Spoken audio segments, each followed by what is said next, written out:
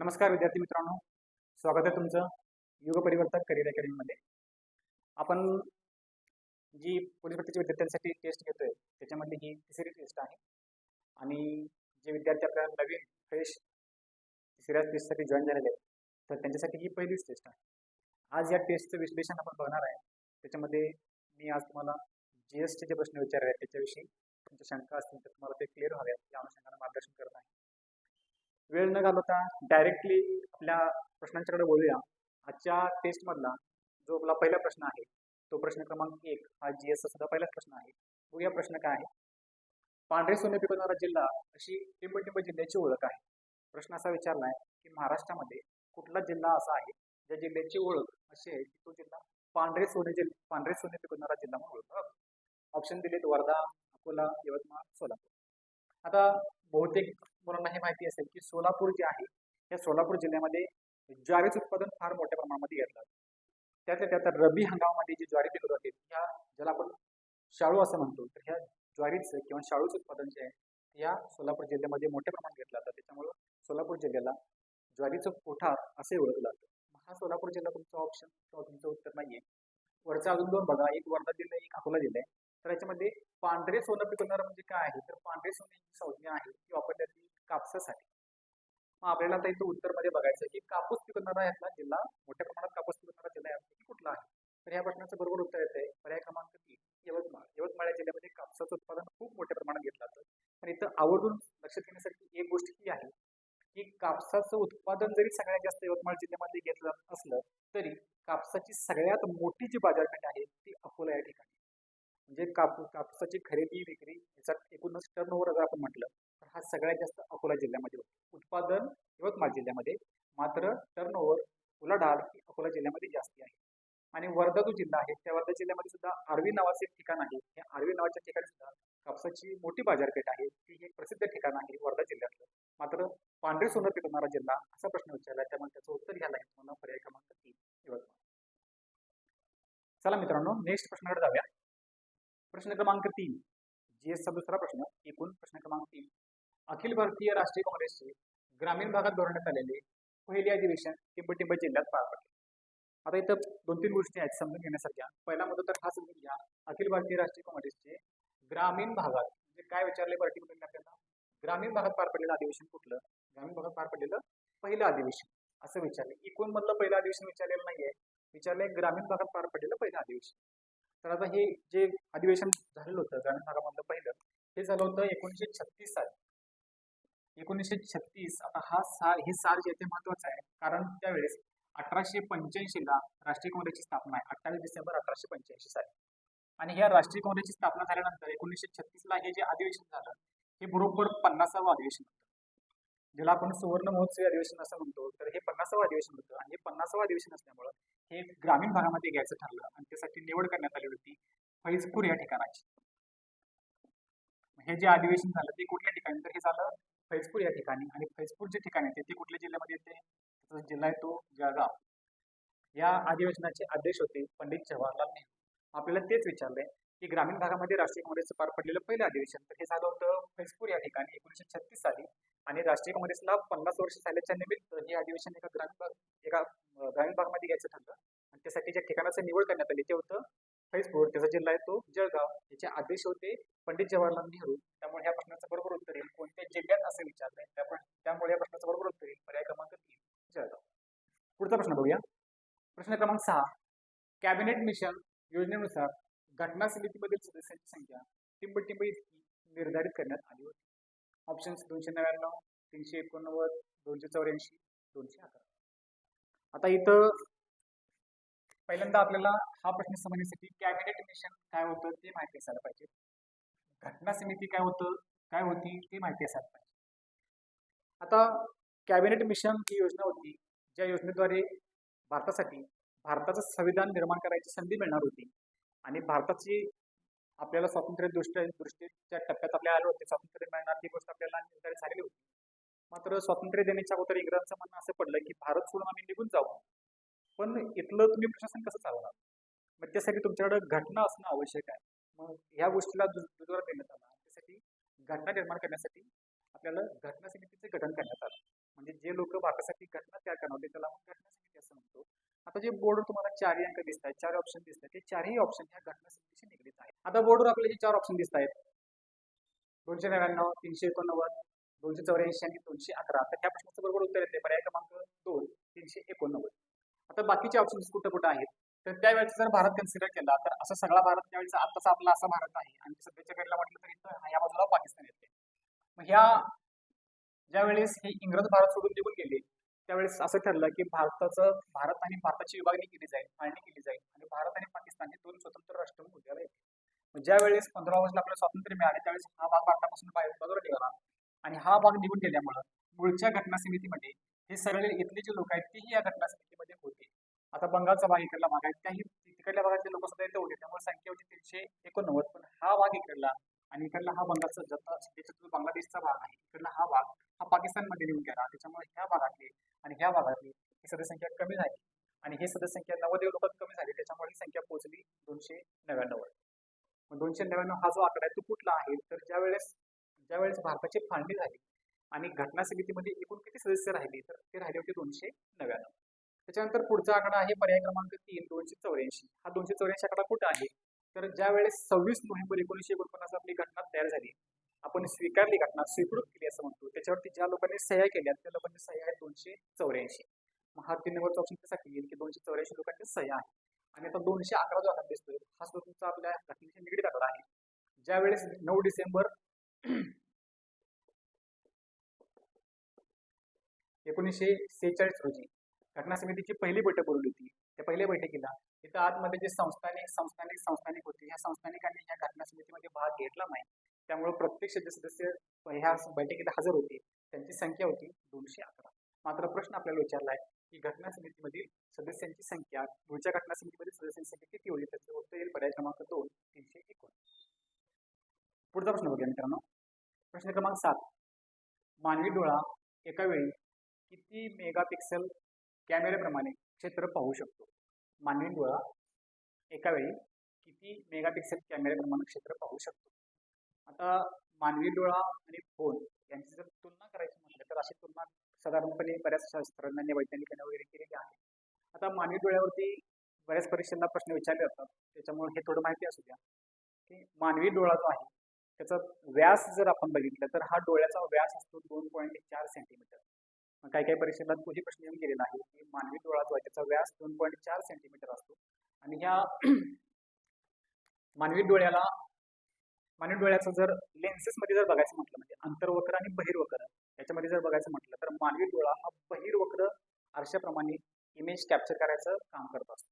आता इथं आपल्याला प्रश्न विचारला आहे की मानवी डोळा एका वेळी किती मेगापिक्सल कॅमेऱ्याप्रमाणे काम करतो तर फोनमध्ये जसं एखादी इमेज आपण कॅप्चर करतो तर त्याचं रिझोल्युशन पकडलं जातं. रिझोल्युशन झूम करून बघण्याची कॅपॅसिटी जेवढी जास्त तेवढी मोबाईलची किंवा कॅमेऱ्याची जी कॅपॅसिटी जी आहे ती जास्त मानली जाते. मग मानवी डोळा जो आहे तो त्याचं रिझोल्युशन जर पकडलं तर ते येतं 576 मेगापिक्सल.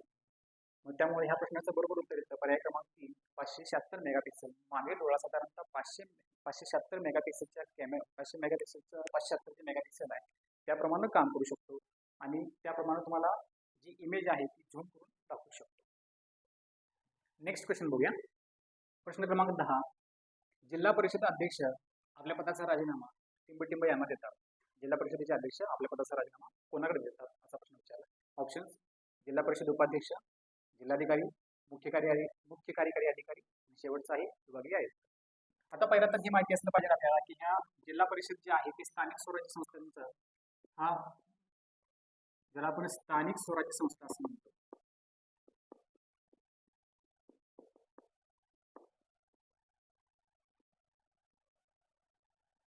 त्याच्यामधला हा पहिला घटक आहे. त्याच्यामध्ये सगळ्यात वरती येतात जिल्हा परिषदा, त्याच्या खालोखाल येतात पंचायत समित्या, त्याच्या खालोखाल येतात ग्रामपंचायत. शहरी बाजूला असं स्ट्रक्चर आहे. सगळ्यात वरती येतात महानगरपालिका, त्याच्या खाली येतात नगरपालिका आणि त्याच्या खाली येतात नगर पंचायत.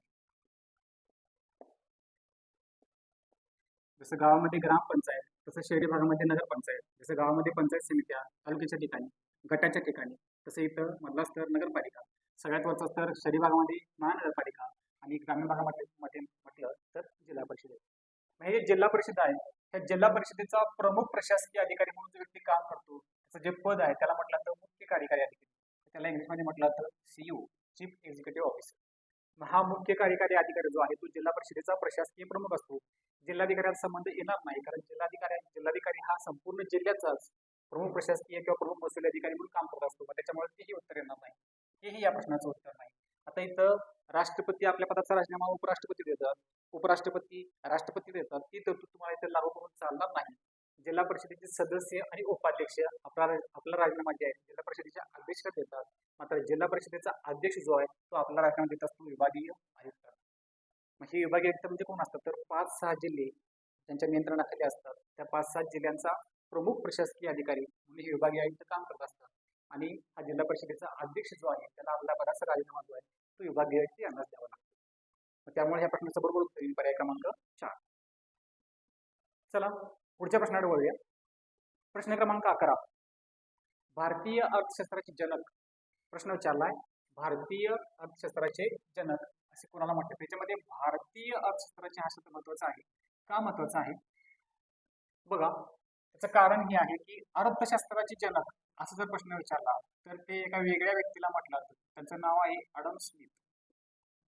त्यांचं नाव आहे ॲडम स्मिथ. ॲडम स्मिथ जे आहे त्यांना अर्थशास्त्राचे जनक असं म्हटलं जातं. पण आपल्याला अर्थशास्त्राचे जनक असं विचारलेलं नाहीये. आपल्याला प्रश्न विचारलाय भारतीय अर्थशास्त्राचे जनक असे कोणास संबोधले जाते? ऑप्शन दिले दादाभाई नौरोजी, टी.सी. महालनोबिस, मौलाना आझाद आणि गोपाळकृष्ण गोखले. आता हे जे नाव आहेत बऱ्यापैकी नावं येतील, त्यातला त्यांना संदर्भ जो आहे तो इतिहासच आहे. की गोपाळकृष्ण गोखले जे आहेत ते आपल्या अभ्यासू व्यक्तिमत्वासाठी प्रसिद्ध होते आणि इंग्रजीवर त्यांचं असामान्य प्रभुत्व होतं. त्याच्यामुळे त्यांचे बरेचसे लेख किंवा भाषणं ही गाजलेली आहेत. त्यांच्याविषयी इंग्रज अधिकाऱ्यांनी स्वतः कौतुक केलेले आहे. असे हे गोपाळकृष्ण गोखले आहेत. त्याच्यानंतर आहेत मौलाना अबुल कलाम आझाद. हे जे आहेत हे व्यक्तिमत्व या कारणासाठी चर्चेमध्ये आहे. परीक्षेला प्रश्न विचारू शकतात कदाचित. स्वातंत्र्य मिळेपर्यंत जास्त काळ राष्ट्रीय काँग्रेसचं अध्यक्षपद जे आहे ते या मौलाना अबुल कलाम आझाद यांनी भूषवलेलं आहे. मात्र हेही तुमच्या प्रश्नाचं ह्या प्रश्नाचं उत्तर नाहीये. गोपाळकृष्ण गोखले हेही उत्तर नाहीये. टी.सी. महालनोबिस जे आहेत ते 1949 साली भारताचं राष्ट्रीय उत्पन्न किती आहे ते मोजण्यासाठी एक समिती गठीत करण्यात आली होती. आणि त्या समितीने हे काम केलेलं होतं की भारताचं राष्ट्रीय उत्पन्न किती आहे ते मोजा. मग ती समिती जी आहे त्या समितीने ज्यांच्या अध्यक्षतेखाली काम केलं, त्या समितीचे अध्यक्ष म्हणून ज्यांनी काम केलं ते व्यक्ती होते टी.सी. महालनोबिस. आता राहिला ऑप्शन पर्याय क्रमांक 1 दादाभाई नौरोजी. हे या प्रश्नाचं तुमचं बरोबर उत्तर आहे. आणि दादाभाई नौरोजी यांनाच भारतीय अर्थशास्त्राचे जनक असं म्हटलं जातं. कारण 1867-68 या वर्षामध्ये भारताचं राष्ट्रीय उत्पन्न मोजण्याचा पहिला प्रयत्न जो आहे तो दादाभाई नौरोजींनी केला होता. आणि त्यावेळेस त्यांनी असं सांगितलं की साधारण जर भारताचं राष्ट्रीय उत्पन्न एका वर्षातलं कन्सिडर केलं, संपूर्ण राष्ट्राचं उत्पन्न कन्सिडर केलं तर ते 340 कोटीच्या आसपास येतं. आणि प्रत्येक भारतीयच उत्पन्न जर कन्सिडर केलं त्याला आपण दर डोई उत्पन्न असं म्हणतो तर ते 20 रुपयाच्या आसपास येतं असे दादाभाई नौरोजींनी सांगितलेलं आहे. त्यासाठी त्यांनी एक पुस्तकही लिहिलेलं आहे poverty and un-British rule in India. त्यांचं एक गाजलेलं पुस्तक आहे poverty and un-British rule in India. त्याच्यामध्ये त्यांनी निस्सारणाचा सिद्धांत हा त्यांची एक थेरी गाजलेली आहे की हे ब्रिटिश लोक भारताची कशा पद्धतीने लूट करतायत. त्याच्यामध्ये त्यांचं एक वाक्यही होतं की ते असं म्हणतात की हे इंग्रज अधिकारी काय करतायत तर एक स्पंज घेऊन येत आहेत, तो स्पंज गंगेमध्ये बुडवतायत आणि तो बुडवलेला स्पंज जो स्पंज पाणी शोषून घेतो तो कुठं पिळला जातो तर तो थेम्स नदीच्या काठावर थेम्स नदीमध्ये पिळला जातो. म्हणजे त्यांना म्हणायचं असं होतं की हा स्पंज बुडला जातोय गंगेमध्ये, म्हणजे संपत्ती जी आहे ती गंगा नदीमधून शोषली जाते. आणि इंग्लंडमध्ये थेम्स नदीच्या काठावरती लंडन नावाचं शहर आहे, जी इंग्लंडची राजधानी आहे. ती लंडन ते शहर जे आहे ते थेम्स नदीच्या काठावरती होतं. ही संपत्ती इथनं उचलली जाते आणि त्या थेम्समध्ये पिळली जाते, थेम्समध्ये सोडली जाते. म्हणजे लंडनमध्ये त्याला डंप केलं जातं. म्हणून त्यांनी जो सिद्धांत मांडला त्या पॉवर्टी अँड अनब्रिटिश रूलमध्ये तर त्या सिद्धांताला नावच ते होतं ड्रेन थेम, संपत्तीचा निस्सारणाचा सिद्धांत. हा त्यांचा गाजलेला सिद्धांत आहे. आणि म्हणूनच ते दादाभाई नौरोजी आहेत त्यांना भारतीय अर्थशास्त्राचे जनक असं म्हटलं जातं. या प्रश्नाचं बरोबर उत्तर येईल पर्याय क्रमांक 1 दादाभाई नौरोजी. नेक्स्ट प्रश्न बघूया. प्रश्न क्रमांक 13. प्रशासकीय कामकाजात AI तंत्रज्ञानाचा वापर करणारा ... हा महाराष्ट्रातील पहिला जिल्हा ठरला आहे. म्हणजे कुठला जिल्हा आहे महाराष्ट्रातला जो AI तंत्रज्ञानाचा वापर करणारा, प्रशासकीय कामकाजाचा वापर करणारा पहिला जिल्हा ठरलेला आहे असा प्रश्न विचारलेला आहे. आता ही टर्म आपल्याला त्यासाठी पहिल्यांदा माहिती असणं गरजेचं आहे. बहुतेक मुलांना माहिती असेल AI आर्टिफिशियल इंटेलिजन्स असं म्हणतात. येणारं जग जे आहे, येणारा काळ जो आहे हा इंटरनेटवरती आधारित आर्टिफिशियल इंटेलिजन्सचा असणार आहे. मग ह्या इंटेलिजन्सचा वापर खूप ठिकाणी केला जातोय. आता डीप फेक सारखं तंत्रज्ञान जे आहे ते तुमच्या ह्याच्यावरतीच अवलंबून आहे. त्याच्यामध्ये एका व्यक्तीचा आवाज आणि चित्रण दुसऱ्या व्यक्तीचं हे इतक्या हुबेहूबपणे केलं जातं की समोरच्यांना ओळखायलाच येत नाही की तीच व्यक्ती बोलते का दुसरी व्यक्ती आहे. असे हे डीप फेक सारखे तंत्रज्ञान जे आहेत हे बरेच त्याला पैलू आहेत या आर्टिफिशियल इंटेलिजन्सला. आणि येणाऱ्या काळामध्ये त्याच्यावरती खूप सारं काम होणार आहे आणि खूप ठिकाणी त्याचा वापर वाढणार आहे.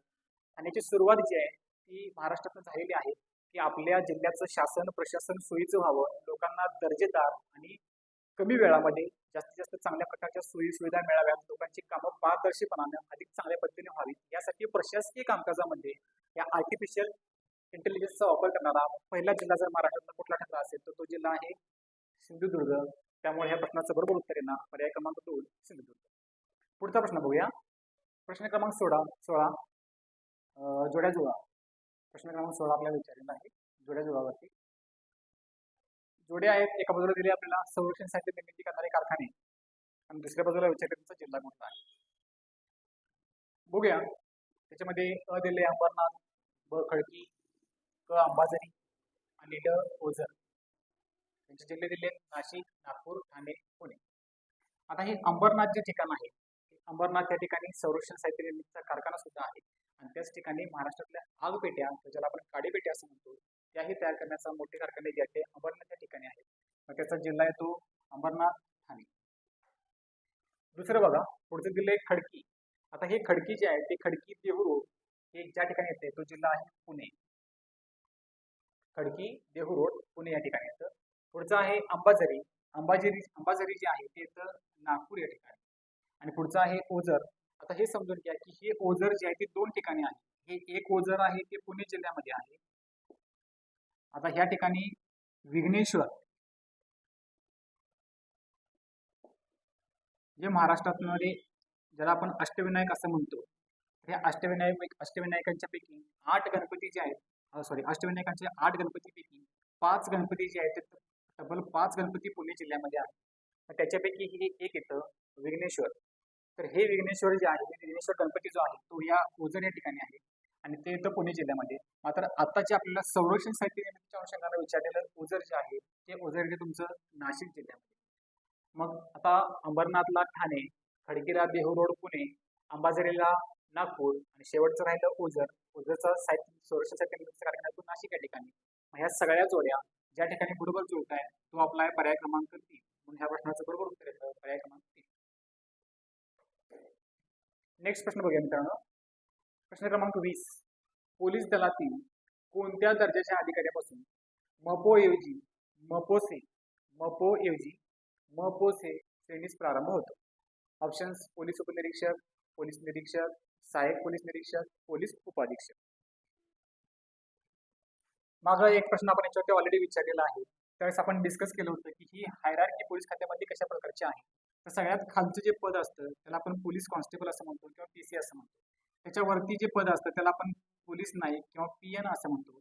त्याच्यात थोडंसं वरती गेलो तर आपण ज्याला एचसी किंवा हेड कॉन्स्टेबल किंवा ज्याला हवालदार असं म्हणतो. त्याच्यात जरासं वरती गेलो तर एएसआय हे पद असतं, असिस्टंट सब इन्स्पेक्टर. ज्याच्या खांद्यावरती 1 स्टार असतात ते सगळे एएसआय किंवा ह्याला जमादार असंही म्हटलं तर. त्याच्यावरती गेलो तर पीएसआय, इथं 2 स्टार असतात. ह्याच्यावरती गेलो आपण तर एपीआय, ह्याच्यावरती गेलो तर पीआय आणि ह्याच्यावरती गेलो तर डीवायएसपी किंवा एसीपी. शहरी भागामध्ये असेल तर त्याला आयुक्तालय असेल तर त्या भागामध्ये एसीपी ही पोस्ट असते. अशा पद्धतीने ही हायरार्की आहे. आता जर पीएसआय पासूनचा जर खालचा स्तर बघितला, हा सगळा जो स्तर आहे तर ह्या सगळ्यांच्या ड्रेसवरती, मोनोग्रामवरती, तुम्हाला बेल्टवरती सगळीकडे दिसणार, खांद्यावरती दिसणार तुम्हाला मपो महाराष्ट्र पोलीस असं दिसणार.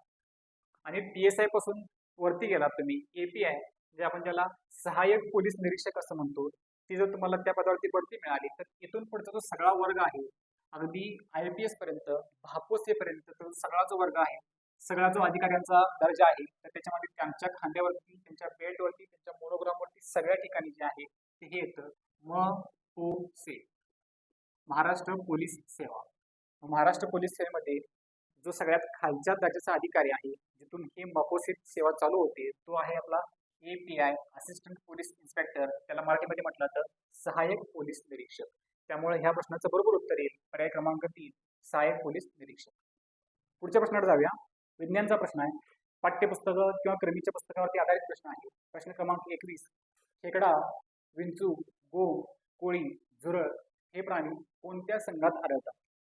खेकडा, विंचू, गोम, कोळी, झुरळ. ऑप्शन्स आहेत पोरीथेरा, ॲनेलिडा, आर्थ्रोपोडा, मोलुस्का. आता याच्यामध्ये हा जो मोलुस्का जो वर्ग आहे हा त्वचा मऊ असणाऱ्या प्राण्यांचा वर्ग आहे. शंख, शिंपले, गोगलगाय हे जे प्राणी आहेत ते प्रामुख्याने या मोलुस्का वर्गामध्ये येतात. त्याच्यामुळे हे तुमचा ऑप्शन येणार नाही. दुसरं बघा, ॲनेलिडा. ॲनेलिडा हा जो वर्ग आहे याच्यामध्ये गांडूळ, लीच, नेरिस यासारखे जे प्राणी आहेत ते या ॲनेलिडा वर्गामध्ये येतात. पोरीफेरा हा सुद्धा ज्याला आपण स्पंज वर्गीय असं म्हणतो, तर ते स्पंज वर्गीय सगळे जे स्पॉन्जिया, स्पंज हे सगळे प्राणी जे आहेत तुमचे हे पोरीफेरा ह्या गटामध्ये येतात. आता राहिला ऑप्शन हा आर्थ्रोपोडा. तर ह्या प्रश्नाचं बरोबर उत्तर आहे हे खेकडा, विंचू, गोम, कोळी, झुरळ, डास असेल, फुलपाखरू असेल हे सगळे जे प्राणी आहेत ते ज्या गटामध्ये येतात तो आहे हा आर्थ्रोपोडा गट. त्यामुळे ह्या प्रश्नाचं बरोबर उत्तर येतं पर्याय क्रमांक 3 आर्थ्रोपोडा. आता याच्यासोबत ऍडिशनल माहिती एक ही असू द्या की ह्या गटातले जे प्राणी आहेत ते सगळे ज्यांना पाठीचा कणा नसतो म्हणजे अपृष्ठवंशीय प्राणी आहेत. आणि अपृष्ठवंशीय प्राण्यांच्या मध्ये जो गट सगळ्यात मोठा आहे, ज्या गटामध्ये सगळ्यात जास्त प्राणी आहेत तो गट आहे हा आर्थ्रोपोडा. या प्रश्नाचं बरोबर उत्तर देखील तेच आहे पर्याय क्रमांक 3. चला मित्रांनो पुढच्या प्रश्नाकडे जाऊया. प्रश्न क्रमांक 23. प्रश्न क्रमांक 23. मेयर शब्दाऐवजी महापौर हा मराठी शब्द कोणी सुचवला असा प्रश्न विचारलाय. मेयर शब्दाऐवजी महापौर हा मराठी शब्द कोणी सुचवला असा प्रश्न विचारलाय. ऑप्शन्स आहेत. पहिला ऑप्शन न्यायमूर्ती रानडे, दुसरा गोपाळ गणेश आगरकर, तिसरा स्वातंत्र्यवीर सावरकर आणि चौथा ऑप्शन दिला आपल्याला दादोबा पांडुरंग तरखडकर. आता हे चारही ऑप्शन दिसत आहेत. हे चारही लोकांचं मराठी भाषेसाठी एक मोठं कॉन्ट्रीब्युशन आहे. त्यांनी मराठी भाषेच्या व्याकरणामध्ये शब्दांमध्ये भर घातलेली आहे. त्यात जर बघितलं आपण तर स्वातंत्र्यवीर सावरकर जे आहेत त्यांनी बरेचसेच शब्द जे आहेत ते इंग्रजीमधले ज्यावेळेस इंग्रजांचं आपल्याकडं सत्ता होती त्यावेळेस त्यांनी काही शब्द आणले इंग्रजी भाषेमध्ये जसं की रेडिओ, पण त्याला मराठी भाषेमध्ये काय म्हणावं हे माहितीच नव्हतं. त्याला पर्यायी शब्द देण्याचं काम जे आहे ते सावरकर यांच्याकडनं मोठ्या प्रमाणात झालेलं आहे. आपण फळ्यावरती काही नावांची लिस्ट दिली, काही शब्दांची लिस्ट दिली आहे. त्यातला पहिला शब्द दिला आपण दिनांक. डेट हा इंग्रजी शब्द होता, त्याला दिनांक असं म्हणावं असं सावरकरांनी सांगितलं. पुढचा शब्द नंबर, त्याला क्रमांक म्हणा. डायरेक्टर त्याला दिग्दर्शक म्हणा. याच पद्धतीने नगरपालिका, महानगरपालिका, मेयर, मेयरऐवजी महापौर, नभोवाणी, रेडिओ आता सांगितलं त्याप्रमाणे, किंवा ग्राउंड याला क्रीडांगण म्हणावं. असे बरेचसे शब्द जे आहेत हे सावरकरांनी मराठी भाषेला दिलेले आहेत. आपल्याला प्रश्न विचारला आहे हा महापौर शब्द जो आहे मेयर शब्दासाठी तो कोणी दिलेला आहे, त्याचं उत्तर येणार पर्याय क्रमांक 3 स्वातंत्र्यवीर सावरकर. नेक्स्ट प्रश्नाकडे बोलूया. प्रश्न क्रमांक 25. विज्ञानचा प्रश्न आहे. अन्नाचे संपूर्णता पचन आणि पचलेल्या अन्नाचे शोषण. अन्नाची संपूर्णता हा शब्द वापरला आहे. अन्नाची संपूर्णता पचन आणि पचलेल्या अन्नाचे शोषण, पचलेल्या अन्नाचे शोषण करणे हे कुठल्या अवयवाचं कार्य आहे असं विचारलं. ऑप्शन्स आहेत स्वादुपिंड, लहान आतडं, मोठं आतडं, यकृत. आता यकृत जे आहे त्याच्याबद्दलची माहिती थोडीशी ऍडिशनल माहिती ही असू द्या आपल्याला. ही शरीरातली सगळ्यात मोठी पेशी आहे यकृत. आणि याचं काम काय असतं तर यकृताची 2 कामं आहेत. त्याच्यामध्ये जी अतिरिक्त शर्करा आहे त्या अतिरिक्त शर्करेचं ग्लायकोजनमध्ये रूपांतर करून ठेवण्याचं काम जे आहे यकृत करत असतं.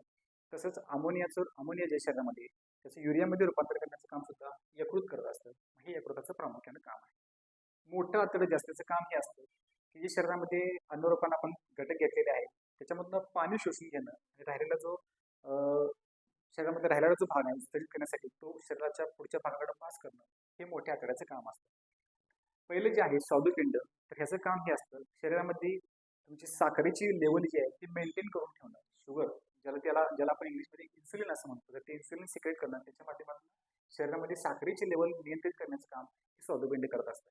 राहिल्या पर्याय क्रमांक 2 लहान आतडं. तर ह्या प्रश्नाचं अचूक उत्तर आहे हेच आहे लहान आतडं. मग लहान आतड्याचं काम हे असतं अन्न जे आहे अन्न पचण्याचे संपूर्णतः अन्नाचे पचन जे आहे ते लहान आतड्यामध्येच होतं आणि त्याच्यामधलं जे आवश्यक जे अन्नातले जे पोषण घटक आहेत ते शोषून घेण्याचं काम हे लहान आतड्यामार्फतच केलं जातं. या प्रश्नाचं बरोबर उत्तर आहे पर्याय क्रमांक 2 लहान आतडे. नेक्स्ट प्रश्नाकडे जाऊया. प्रश्न क्रमांक 27. राज्य विधिमंडळाच्या निवडणुका टिंबटिंबकडून घेतल्या जातात. राज्यातल्या विधिमंडळाच्या निवडणुका ज्या आहेत त्या कोणाकडून घेतल्या जातात असा प्रश्न आहे. ऑप्शन्स केंद्रीय निवडणूक आयोग, राज्य निवडणूक आयोग, केंद्र सरकार, राज्य सरकार. आता पहिल्यांदा ही बेसिक माहिती आपल्याला असणं गरजेचं आहे की केंद्र सरकार असो किंवा राज्य सरकार असो, डायरेक्टली कुठल्याच सरकारकडून निवडणुका घेतल्या जात नाहीत. कोणत्याच निवडणुका सरकारकडून घेतल्या जात नाहीत. ह्या निवडणुका घेण्यासाठी त्या स्वतंत्रपणे, स्वायत्तपणे पार पडाव्यात. त्याच्यामध्ये सरकारचा हस्तक्षेप असायला नको, यासाठी आपण एक वेगळी यंत्रणा निर्माण केली आहे आणि त्याला म्हणतो आपण निवडणूक आयोग. हिंदीमध्ये त्याला निर्वाचन आयोग असं म्हटलं जातं आणि मराठीमध्ये आपण त्याला निवडणूक आयोग असं म्हणतो. ह्या निवडणूक आयोगाद्वारेच निवडणुका घेतल्या जातात. मग त्या निवडणुका कुठल्याही असतात. त्याच्यामुळे तुमचा पर्याय क्रमांक 3 आणि पर्याय क्रमांक 4 हे दोन्ही ऑप्शन आपोआप कट होतील. राहिला विषय केंद्रीय निवडणूक आयोग का राज्य निवडणूक आयोग. राज्यातल्या विधिमंडळाच्या निवडणुका कोणाकडून घेतल्या जातील. आता हे समजून घ्या. राष्ट्रपती, उपराष्ट्रपती, पहिल्यांदा सांगितलं राष्ट्रपती, नंतर सांगितले उपराष्ट्रपती, त्याच्यानंतर लोकसभा, त्याच्यानंतर राज्यसभा, संसदेची 2 सभागृह आहेत ती, एक लोकसभा एक राज्यसभा. त्याच्यानंतर पुढचा आहे राज्यातल्या विधिमंडळाच्या निवडणुका. विधिमंडळामध्ये परत 2 भाग येतात. एक येणार तुमचं पहिलं विधानसभा, दुसरं येणार विधान परिषद. ह्याला एकत्रितपणे आपण विधिमंडळ असं म्हणतो. राज्याचं विधिमंडळ असतो, विधिमंडळ असं म्हणतो. मग ह्या आता ज्या निवडणुका सांगितल्या ह्या सगळ्या निवडणुका राष्ट्रपती, उपराष्ट्रपती, लोकसभा, राज्यसभा म्हणजे संस्थेच्या दोन्ही सभागृहांच्या निवडणुका, विधानसभेच्या निवडणुका, विधान परिषदेच्या निवडणुका, ह्या सगळ्या निवडणुका ज्या आहेत ते घेतल्या जातात केंद्रीय निवडणूक आयोगाकडे. वाटताना असं वाटतं आपल्याला की राज्यातल्या निवडणुका आहेत त्याच्यामुळे राज्य निवडणूक आयोग घेणार, राज्याच्या विधिमंडळाच्या निवडणुका आहेत राज्याचा निवडणूक आयोग घेणार असं वाटतं आपल्याला, पण ते तसं नाहीये. राज्यातल्या विधिमंडळाच्या निवडणुका असल्या तरी ते घेतल्या जातात केंद्रीय निवडणूक आयोगाकडनं. आता पुढचा प्रश्न हा येऊ शकतो की सर राज्यातल्या निवडणुका ज्या आहेत ते त्या सुद्धा जर केंद्रीय निवडणूक आयोग घेणार असेल मग राज्य निवडणूक आयोगाला काय काम आहे. तर राज्य निवडणूक आयोग त्याला हे काम असतं राज्यातल्या स्थानिक स्वराज्य संस्थांच्या निवडणुका म्हणजे आपली ग्रामपंचायत, पंचायत समिती, जिल्हा परिषद, शहरी भागामध्ये असेल तर नगरपंचायत, नगरपालिका, महानगरपालिका या सगळ्यांच्या निवडणुका राज्य निवडणूक आयोगाने घेतल्या जातात. आणि प्लस आपल्या सगळ्या सहकारी संस्था आहेत त्यांच्या सुद्धा निवडणुका ह्या राज्य निवडणूक आयोगाकडून घेतल्या जातात. राज्य निवडणूक आयोगाचं काम थोडक्यात काय आलं, स्थानिक स्वराज्य संस्था आणि सहकारी संस्था यांच्या निवडणुका घेणं. आणि आता सांगितलं त्याप्रमाणे राष्ट्रपतीपासून ते राज्यातल्या विधिमंडळाच्या सर्व निवडणुका ज्या आहेत ते केंद्रीय निवडणूक आयोगाकडून घेतल्या जातात. या प्रश्नाचं बरोबर उत्तर येईल पर्याय क्रमांक 1. पुढच्या प्रश्नात जाऊया मित्रांनो. प्रश्न क्रमांक 29. प्रश्न आहे शक्तिमान मानव हा धिप्पाड शरीरयष्टी असलेला मानव डॉट डॉट डॉट देशातील निअँडरथल या ठिकाणी प्रथम आढळून आला म्हणून त्यास निअँडरथल मानव म्हणून ओळखले जाते. ऑप्शन्स आहेत इटली, चीन, जर्मनी, इजिप्त. आता ह्याबद्दल थोडीशी असं मुलांना असं वाटू शकतं की सर कुठून शोधून काढला हा प्रश्न किंवा किती डेप्थ मधला प्रश्न आहे असं वाटू शकतं. पण पहिल्यांदा ही माहिती असू द्या की हा जो प्रश्न आहे तो घेण्यात आलेला आहे इयत्ता 5वीचं पाठ्यपुस्तक. इयत्ता 5वीचं परिसर अभ्यासाचे दुसरं पुस्तक आहे परिसर अभ्यास भाग 2. त्याच्यातला हा प्रश्न आहे. त्याच्यामध्ये त्यांनी मेन्शन केलेलं आहे की माणसाच्या उत्क्रांतीचे टप्पे दिलेले आहेत आणि त्या टप्प्यादरम्यान कशा कशा पद्धतीनं माणसाची उत्क्रांती होत गेली ते मेन्शन केलेलं आहे. मग त्याच्यामध्ये असं म्हटलेलं आहे की साधारणतः 40,000 वर्षापूर्वी हा मानव जो आहे तो अस्तित्वात होता आणि तो पहिल्यांदा ज्या ठिकाणी आढळून आला त्या ठिकाणचं नाव होतं निअँडरथल. आणि ते निअँडरथल हे जे ठिकाण आहे ते येतं कुठल्या देशामध्ये तर ते येतं जर्मनी या देशामध्ये. मग जर्मनी या देशामधल्या निअँडरथल या ठिकाणी हा मानव पहिल्यांदा आढळून आला म्हणून त्या ठिकाणी सापडला म्हणून त्याला नावच ते पडलं निअँडरथल मानव. या प्रश्नाचं बरोबर उत्तर येतं पर्याय क्रमांक 3. काही जणांना असं वाटू शकतं की इजिप्तमध्ये जे पिरॅमिड्स वगैरे आहेत ते जुन्या काळामध्ये त्यांच्या संस्कृतीचा ठेवा म्हणून ते जतन केलेले आहेत. त्याच्यामुळे बरीच मुलं हे इजिप्त उत्तर देऊ शकतात, गेस करू शकतात, पण ते उत्तर चुकणार आहे. या प्रश्नाचं बरोबर उत्तर पर्याय क्रमांक 3 जर्मनी. पुढच्या प्रश्नात जाऊया. चालू घडामोडी आणि जो मुद्दा आता खूप चर्चेमध्ये आहे मीडियामध्ये, प्रिंट मीडिया असो इलेक्ट्रॉनिक मीडिया, ज्या घटनेकडे सगळ्या देशाचं लक्ष लागलेलं आहे त्या घटनेवरती आधारित हा प्रश्न विचारला आहे. बघा प्रश्न क्रमांक 30. पहलगाम हल्ल्याला प्रत्युत्तर म्हणून भारताने राबवलेल्या ऑपरेशन सिंदूर, पहलगाम हल्ल्याला प्रत्युत्तर म्हणून भारताने राबवलेल्या ऑपरेशन सिंदूर अंतर्गत टिंबटिंब ठिकाणी दहशतवादी स्थळांवर हवाई हल्ला चढवण्यात आला. आपल्या सगळ्याला माहिती आहे की भारताने याचं चोख प्रत्युत्तर दिलेलं आहे पहलगाम हल्ल्याचं आणि त्यासाठी आपण लष्करी कारवाई केलेली आहे. मग याच्यामध्ये 2 भारतीय महिला आहेत विमिका सिंग आणि सोफिया कुरेशी यांनी याचं नेतृत्व सुद्धा केलेलं होतं. 2 महिलांच्याकडे नेतृत्व लष्करातल्या 2 अधिकारी आहेत त्यांच्याकडे हे नेतृत्व देण्यात आलेलं होतं आणि त्यांच्या नेतृत्वामध्येच भारतीय लष्करानं ही मोठ्या प्रमाणात कारवाई केली आहे. मग ती जी कारवाई झाली ती झाली होती ज्या तारखेला झाली ती तारीख महत्वाची आहे. ऑपरेशन सिंधूरच्या अंतर्गत झाली होती 7 मे या दिवशी. आणि त्या दिवशी आपण ज्या ठिकाणांना टार्गेट केलं त्यातली काही ठिकाणं जी आहेत दहशतवादी लपून बसल्याची माहिती मिळाल्यामुळं आपण ती किंवा त्या ठिकाणी पाकिस्तान पुरस्कृत दहशतवादाला प्रोत्साहन दिलं जात असल्यामुळं ती जे सेंटर्स आहेत किंवा ट्रेनिंग सेंटर्स आहेत ती आपण उद्ध्वस्त केली होती. आणि अशा टोटल पाकव्याप्त काश्मीरमधली काही ठिकाणं आहेत आणि पाकिस्तानमधली काही ठिकाणं आहेत, अशी सगळे मिळून जी ठिकाणं होती ती होती टोटल 9. मग या दिवशी जी आपण कारवाई केली ऑपरेशन सिंधूर अंतर्गत ती होती 7 मे या दिवशी. आणि त्या दिवशी किती ठिकाणांना टार्गेट केलं आपण तर ती ठिकाणं आहेत 9. मग या प्रश्नाचं बरोबर उत्तर येणार पर्याय क्रमांक 3, 7 मे आणि 9 ठिकाण. चला पुढचा प्रश्न बघूया. प्रश्न क्रमांक 32. खालीलपैकी कोणत्या प्रकारची आणीबाणी भारतात अद्यापपर्यंत लागू करण्यात आलेली नाही? कोणत्या प्रकारची आणीबाणी भारतात अद्यापपर्यंत लागूच केली गेली नाही असा प्रश्न विचारला. ऑप्शन्स दिलेत अंतर्गत, राष्ट्रीय, आर्थिक आणि घटनात्मक. आता पहिल्यांदा ही आपल्याला माहिती असणं गरजेचं आहे की ही जी आणीबाणी आहे त्या आणीबाणीचे 3 प्रमुख प्रकार होतात. पहिला प्रकार आहे तुमचं राष्ट्रीय आणीबाणी. राज्यघटना कलम 352 अंतर्गत ज्या वेळेस राष्ट्राचं स्थैर्य, राष्ट्राची सुरक्षा धोक्यात येते, म्हणजेच काय युद्ध असेल, परकीय आक्रमण असेल किंवा एखाद्या भागामधल्या जनतेनं हे शासनच आम्हाला मान्य नाही, ही व्यवस्थाच आम्हाला मान्य नाही म्हणून ह्या शासन व्यवस्थेविरुद्ध तिथल्या प्रशासनाविरुद्ध जर शस्त्र उपसलं तर त्यावेळेला ही राष्ट्रीय आणीबाणी डिक्लेअर केली जाते. आणि त्यासाठी घटनेमध्ये जो आधार सांगितलेला आहे तो आहे कलम 352चा. या 352चा उपयोग करून राष्ट्रीय आणीबाणी डिक्लेअर केली जाते. पुढचा आहे घटनात्मक आणीबाणी. ज्या वेळेला एखाद्या घटक राज्यामध्ये कुठल्याच पक्षाला स्पष्ट बहुमत मिळत नाही, मग त्यावेळेला प्रश्न हा येतो की तिथलं शासन, तिथलं प्रशासन चालवायचं कोणी? त्यासाठी ही व्यवस्था केली आहे. त्यासाठी जी डिक्लेअर केली जाते ज्याला आपण राष्ट्रपतीची राजवट असंही म्हणतो. मग राष्ट्रपतीचा प्रतिनिधी त्या ठिकाणी राज्यपाल तिथलं सगळं प्रशासन चालवतो. मग ती जी कंडिशन आहे त्याला आपण घटनात्मक आणीबाणी किंवा त्यालाच राष्ट्रपतीची राजवट असंही म्हटलं तर मग ती लागू केली जाते. त्यासाठी घटनेतला आधार जो सांगितलेला आहे तो आहे कलम 356.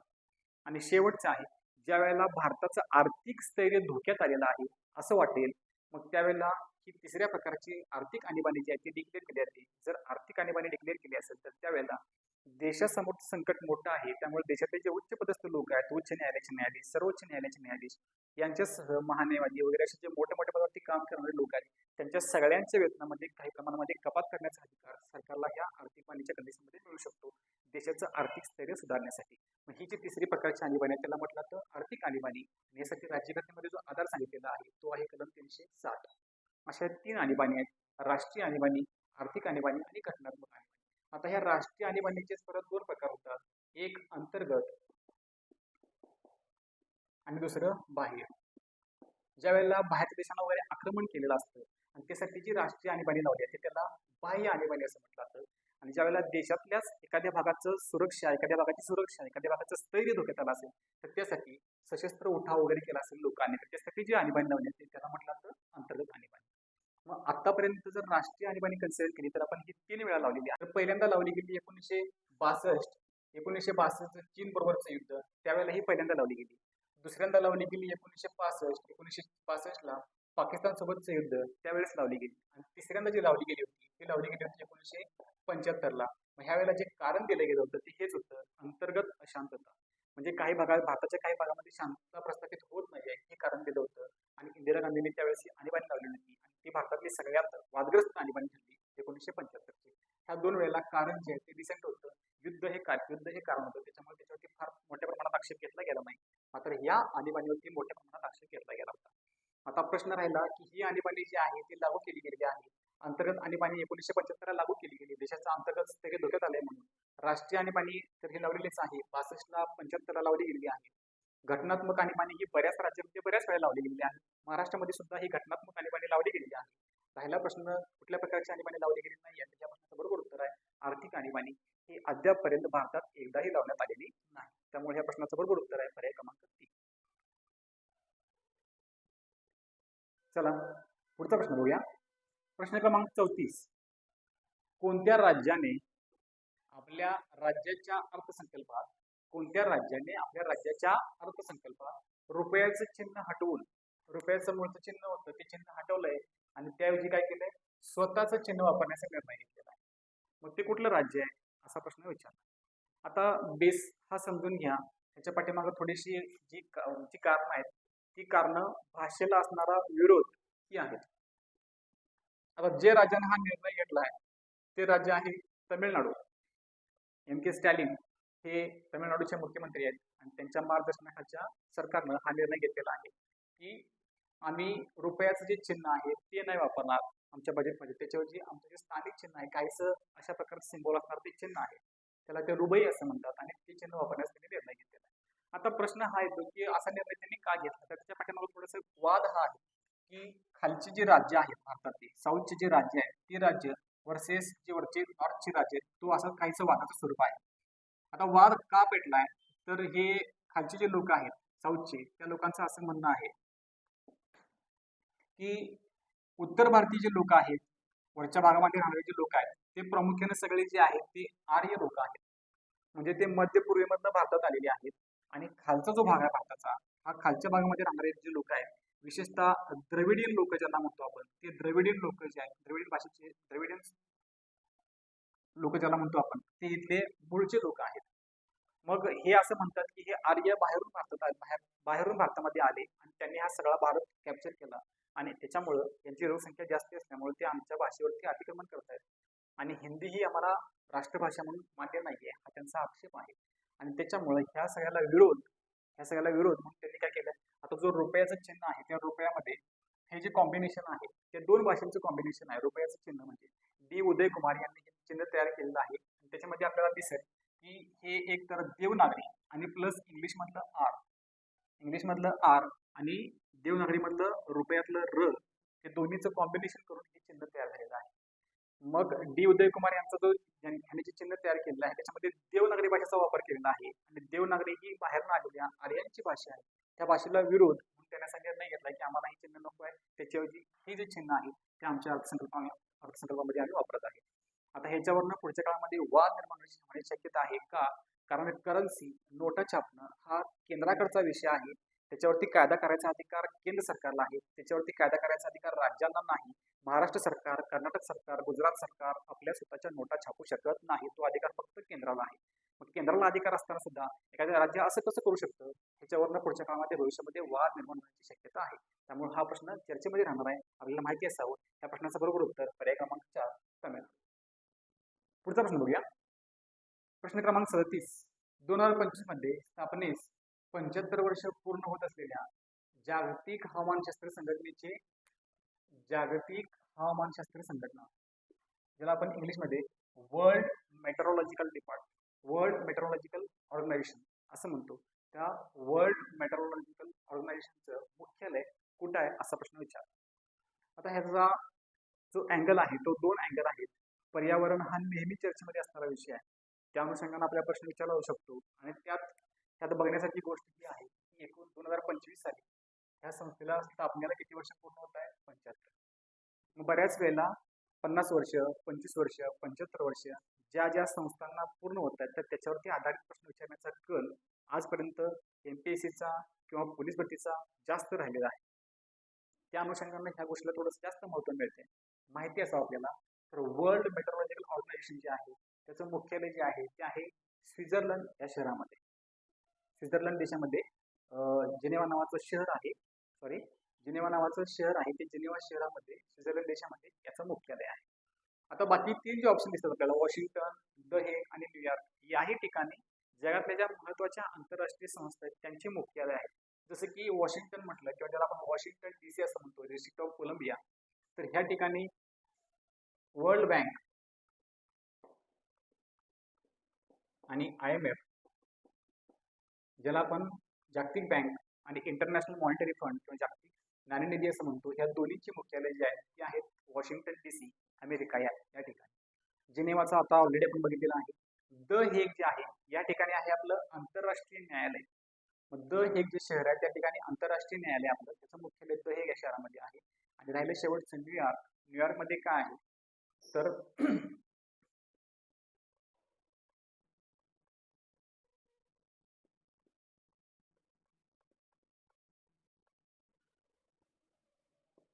ज्याला आपण युनायटेड नेशन्स ऑर्गनायझेशन असं म्हणतो, ज्याला आपण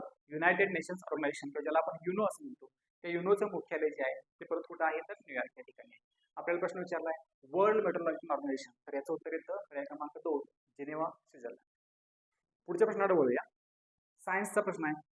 क्रमिकमध्ये अगदी पाठ्यपुस्तकातली एक ओळ आहे, पण बऱ्याच ठिकाणी बऱ्याच वेळेला विचारलेला प्रश्न आहे. सिंपल आहे. बघा प्रश्न क्रमांक 39. न्यूट्रॉनचा शोध कोणत्या शास्त्रज्ञाने लावला? न्यूट्रॉनचा शोध कोणत्या शास्त्रज्ञाने लावला असा प्रश्न आहे. ऑप्शन्स आहेत चॅडविक, जे J Thomson, William crook, Rutherford. आता खालून वरती बघत जाऊया.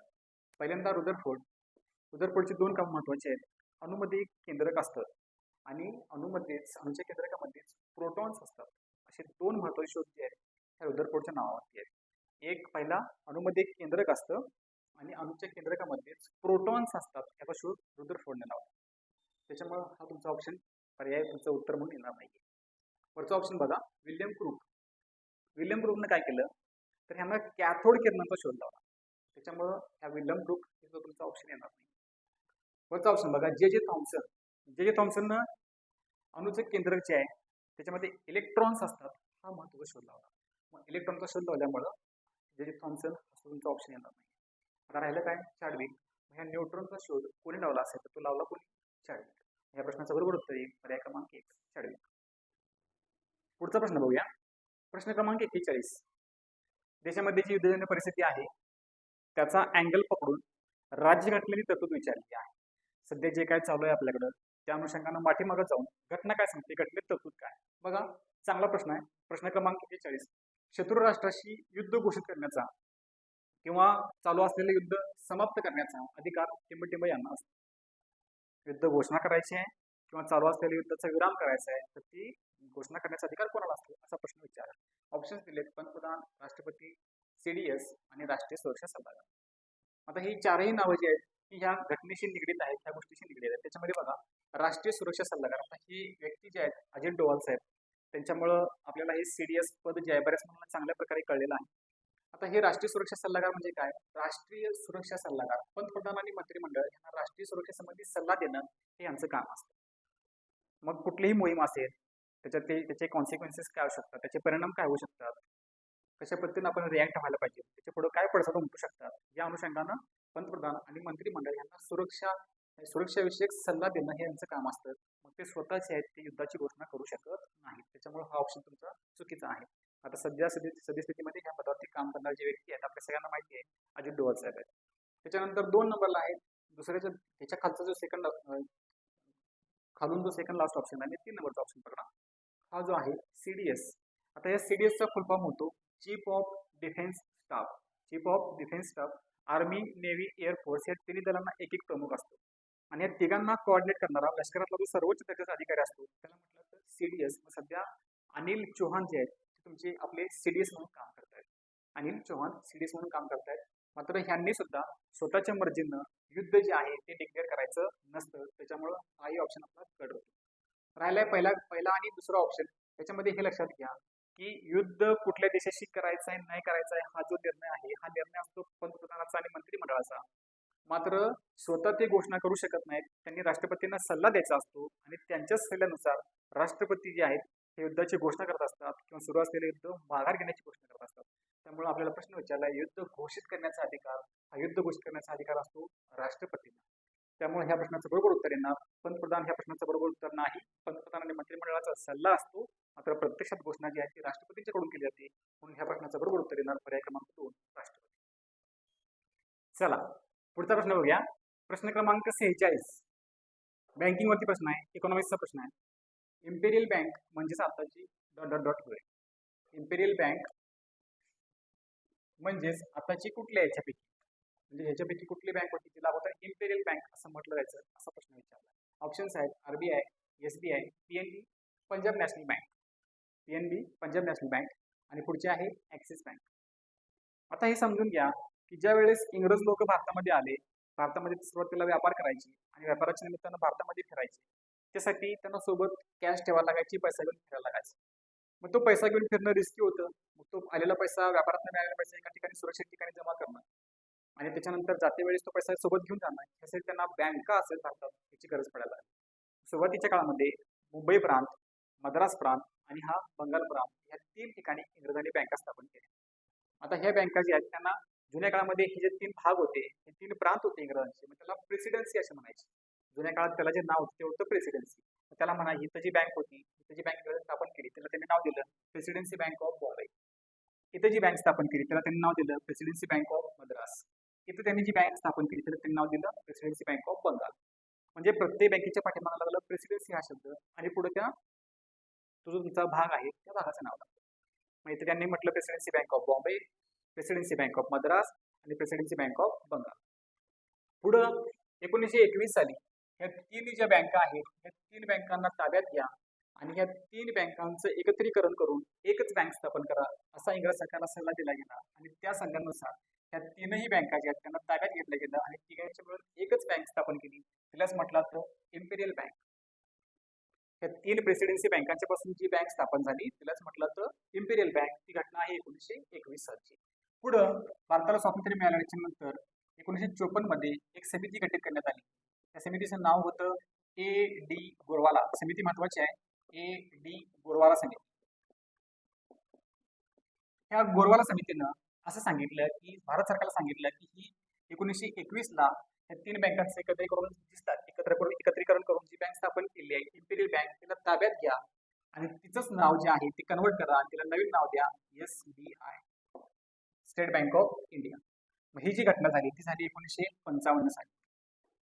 मग आत्ताची जी SBI दिसते ती आधीची इम्पेरियल बँक आहे आणि ही इम्पेरियल बँक म्हणजेच आधीच्या इंग्रजांनी स्थापन केलेल्या ह्या 3 प्रेसिडेन्सी बँका आहेत.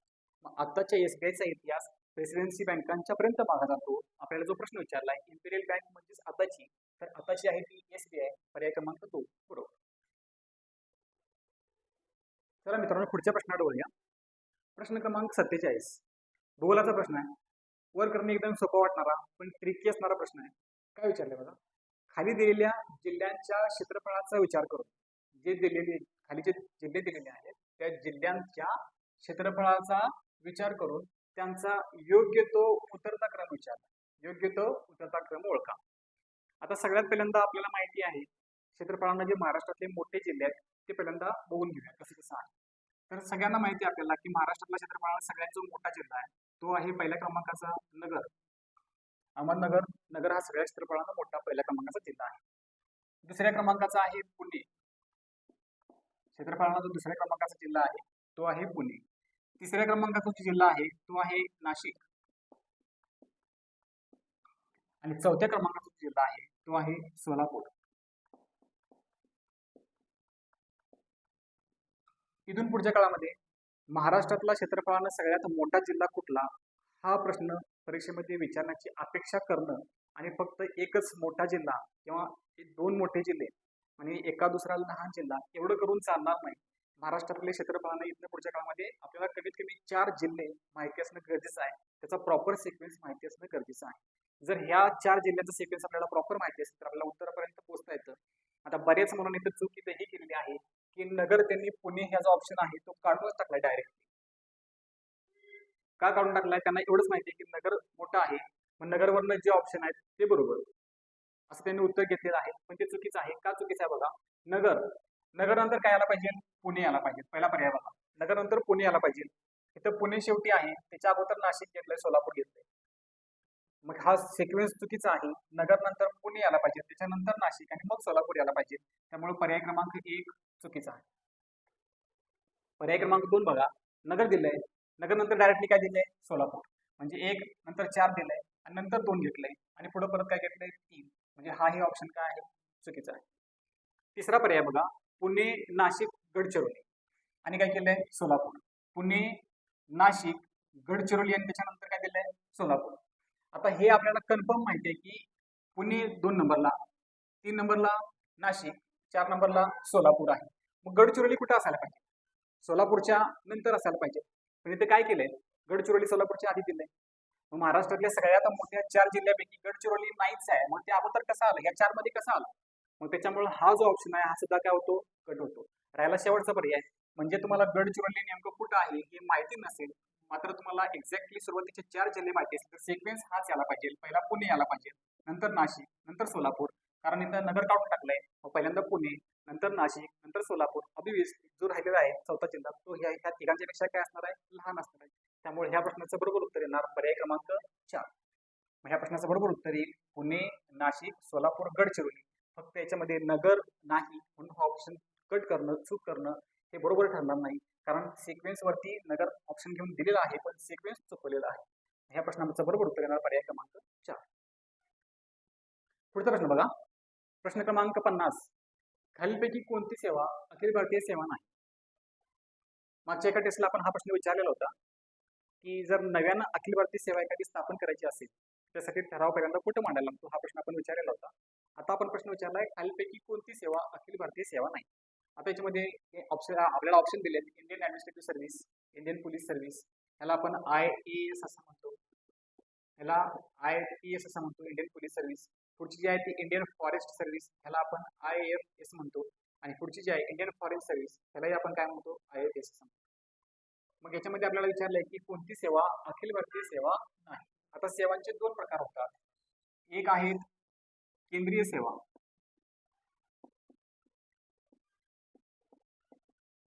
आणि दुसऱ्या आहेत अखिल भारतीय सेवा.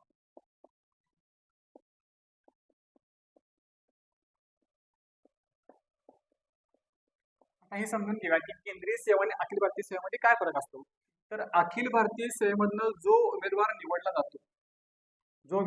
जातो तो दोन्ही सरकारांसाठी आपली सेवा देऊ शकतो. म्हणजे राज्य सरकारलाही आपली सेवा देऊ शकतो आणि केंद्र सरकारलाही आपली सेवा देऊ शकतो. उदाहरणार्थ समजा एक धरून चला, विश्वास नांगरे पाटील साहेब आहेत.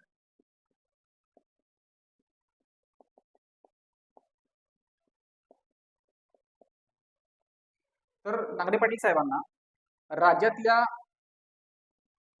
राज्यातली पोलीस दलाची जबाबदारी दिली जाऊ शकते आणि गरज वाटली तर त्यांना केंद्रामध्येही बोलवून घेतलं जाऊ शकतं. याच्या अगोदर काही लोक जे आहेत महाराष्ट्रातले, जसे की श्रीकर परदेशी साहेब आहेत, ते महाराष्ट्रामध्ये त्यांनी जिल्हाधिकारी म्हणून काम केलेलं आहे आणि नरेंद्र मोदी सरकार सत्तेमध्ये आल्यानंतर त्यांना डायरेक्टली PMO ला बोलवून घेतलेलं आहे. म्हणजे प्राईम मिनिस्टर ऑफिस जे आहे त्याच्यामध्ये त्यांना बोलवून घेतलेलं आहे. मग सध्या ते तिकडे काम करतात. मग हे जे अधिकारी निवडले गेलेले आहेत ते अधिकारी राज्य सरकारसाठी सुद्धा सेवा देऊ शकतात आणि केंद्र सरकारसाठी सुद्धा देऊ शकतात. मग ते अधिकारी कशामध्ये येतात तर त्याला म्हटलं तर अखिल भारतीय सेवा. आता या अखिल भारतीय सेवेमध्ये 3 सेवा येतात. कुठल्या कुठल्या? IAS, दुसरी आहे IPS. आता ह्या दोन कळायला काय अडचण नाही. तिसरी सेवा आहे याच्यामध्ये IFS. हे F जे आहे ते आहे फॉरेस्टसाठी, ते फॉरेनसाठी नाही आहे. इथलं जे F आहे ते कोणासाठी आहे? फॉरेस्टसाठी आहे. मग IAS, IPS आणि इंडियन फॉरेस्ट सर्व्हिस ह्या ज्या आहेत त्या अखिल भारतीय सेवा आहेत. आता राहिला ऑप्शन कुठला? Indian foreign service. Indian foreign service जी आहे ती काय आहे? केंद्रीय सेवा आहे. आता हे IF इथले जे लोक आहेत केंद्रीय सेवेमध्ये ते काय करतात तर हे फक्त आणि फक्त केंद्र सरकारसाठी सेवा देतात. हे लोक राज्य सरकारसाठी आपली सेवा देत नाहीत. आता ह्या IF सेवेमधनं IFS सर्व्हिस, IFSच्या माध्यमातून जे लोक निवडले जातात ते मोस्टली जे आहे ते परदेशामध्ये भारताचे राजदूत म्हणून जे काम करतात ते लोक जे आहेत ह्या आपल्या IFS सेवेमधून निवडले जातात. आपल्याला प्रश्न विचारला आहे कोणती सेवा अखिल भारतीय नाही. ह्या ज्या 3 सेवा आहेत IAS, IPS, IFS ह्या अखिल भारतीय सेवा आहेत. ही चौथी सेवा जी आहे ती अखिल भारतीय नाही आहे, ती काय आहे? केंद्रीय सेवा आहे. तीच विचारलंय. पर्याय ह्या प्रश्नाचं बरोबर उत्तर येणार पर्याय क्रमांक 4 इंडियन फॉरेन सर्व्हिस. चला मित्रांनो पुढच्या प्रश्नाकडे बोलूया. प्रश्न क्रमांक 52 हा सायन्सवरती आधारित चालू घडामोडीचा प्रश्न आहे. प्रश्न विचारलाय भारतातील पहिला HMPV रुग्ण कोणत्या शहरात आढळला? भारतातील पहिला HMPV रुग्ण कोणत्या शहरात आढळला? आता हा जो रोग आहे 4 ऑप्शन्स मुंबई, बंगळुरू, कोची आणि दिल्ली. हा जो रोग आहे याचा फुल फॉर्म काय होतं? त्याचा फुल फॉर्म होतो ह्युमन मेटान्यूमो व्हायरस. त्याला म्हटलं होतं ह्युमन मेटान्यूमो व्हायरस असं म्हटलं होतं ह्याला. आणि हा जो रोग आहे याचं वैशिष्ट्य हे आहे की हा कम्युनिकेबल आहे, म्हणजे संसर्गजन्य आहे. म्हणजे एकाला लागण झाली असेल आणि त्याच्या संपर्कामध्ये दुसरा व्यक्ती आला तर त्यालाही पटकन हा रोग होऊ शकतो. त्याच्यामध्ये काय होतं की जो व्यक्तिम आहे ज्याला हा रोगाची लागण झाली त्याला श्वास घ्यायला त्रास होतो. श्वास नलिका, श्वसन नलिका जी आहे त्याला ह्या रोगामुळे बाधा पोचते आणि व्यक्तीला श्वास घ्यायला त्रास होतो. मग त्याच्या व्यतिरिक्त बाकीचे ह्याला आता रोग हा घातकी आहे कारण याचे फारसे काही सिम्पटम्स दिसत नाही. सर्दी वगैरे अशी किरकोळ सिम्पटम्स आहेत, त्याच्यामुळे हा रोग ओळखायला कठीण आहे. मात्र अचानक श्वास घ्यायला त्रास झाल्यामुळं आणि काही वेळेला पेशंटची जर त्याला योग्य उपचार नाही मिळाला तर कंडिशन क्रिटिकल होऊ शकते. मग कोरोनाच्या पार्श्वभूमीवरती हा रोग वेगानं परत पसरायला नको यासाठी आपल्या सरकारकडून काही उपाययोजना करण्यात आलेल्या होत्या. तसं बघायला गेलं तर 2001लाच नेदरलँड्समध्ये पहिल्यांदा हा रोग डिस्कवर झालेला होता.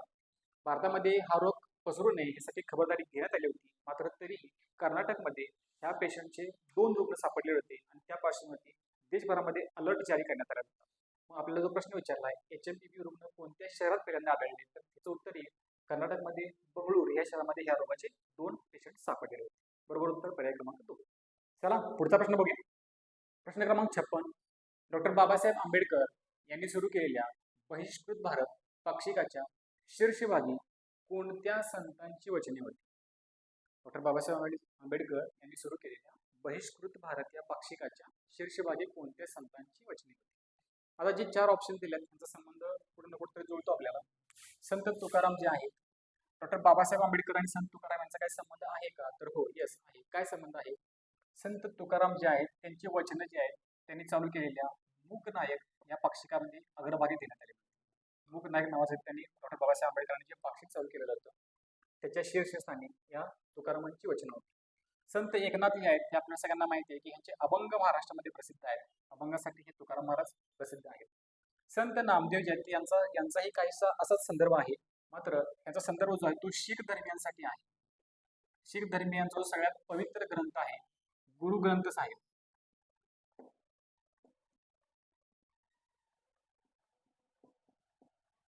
तर ह्या गुरु ग्रंथ साहिब मध्ये काही पद जे आहेत ते नामदेवांची लिहिलेली आहेत. त्याची शिकवण जी आहे ते त्याचा समावेश या गुरु ग्रंथ साहिब मध्ये करण्यात आलेला आहे, जो शीख धर्मियांसाठी सगळ्यात काय आहे पवित्र ग्रंथ आहे. राहिला ऑप्शन तुमचा संत ज्ञानेश्वर. तर संत ज्ञानेश्वर हे या प्रश्नाचं बरोबर उत्तर आहे.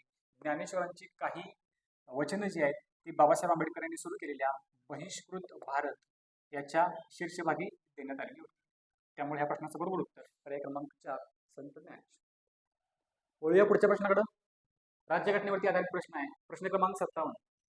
कलम ... नुसार 6 ते 14 वयोगटातील बालकांना प्राथमिक शिक्षण मिळणे हा त्यांचा मूलभूत हक्क आहे. 6 ते 14 वयोगटामध्ये जी बालकं आहेत त्यांना प्राथमिक शिक्षण मिळणं हा कुठल्या कलमानुसार मूलभूत हक्क बनवण्यात आलेला आहे असा प्रश्न विचारला. ऑप्शन दिले 21 39 कलम 45 51. वन बाय वन एक एक मुद्दा बघूया. आता हा प्रश्न कळण्यासाठी नीट येण्यासाठी आपल्याला 3 गोष्टी चांगल्या माहीत असणं गरजेचं आहे. पहिला आहे मूलभूत हक्क, ते काय आहेत ते माहिती असणं गरजेचं आहे. दुसरं आहे मार्गदर्शक तत्व. मार्गदर्शक तत्व ती काय प्रकार आहे, घटनेमध्ये ते कुठं आहेत हे माहिती असणं गरजेचं आहे. आणि तिसरं आहे परत मूलभूत कर्तव्य.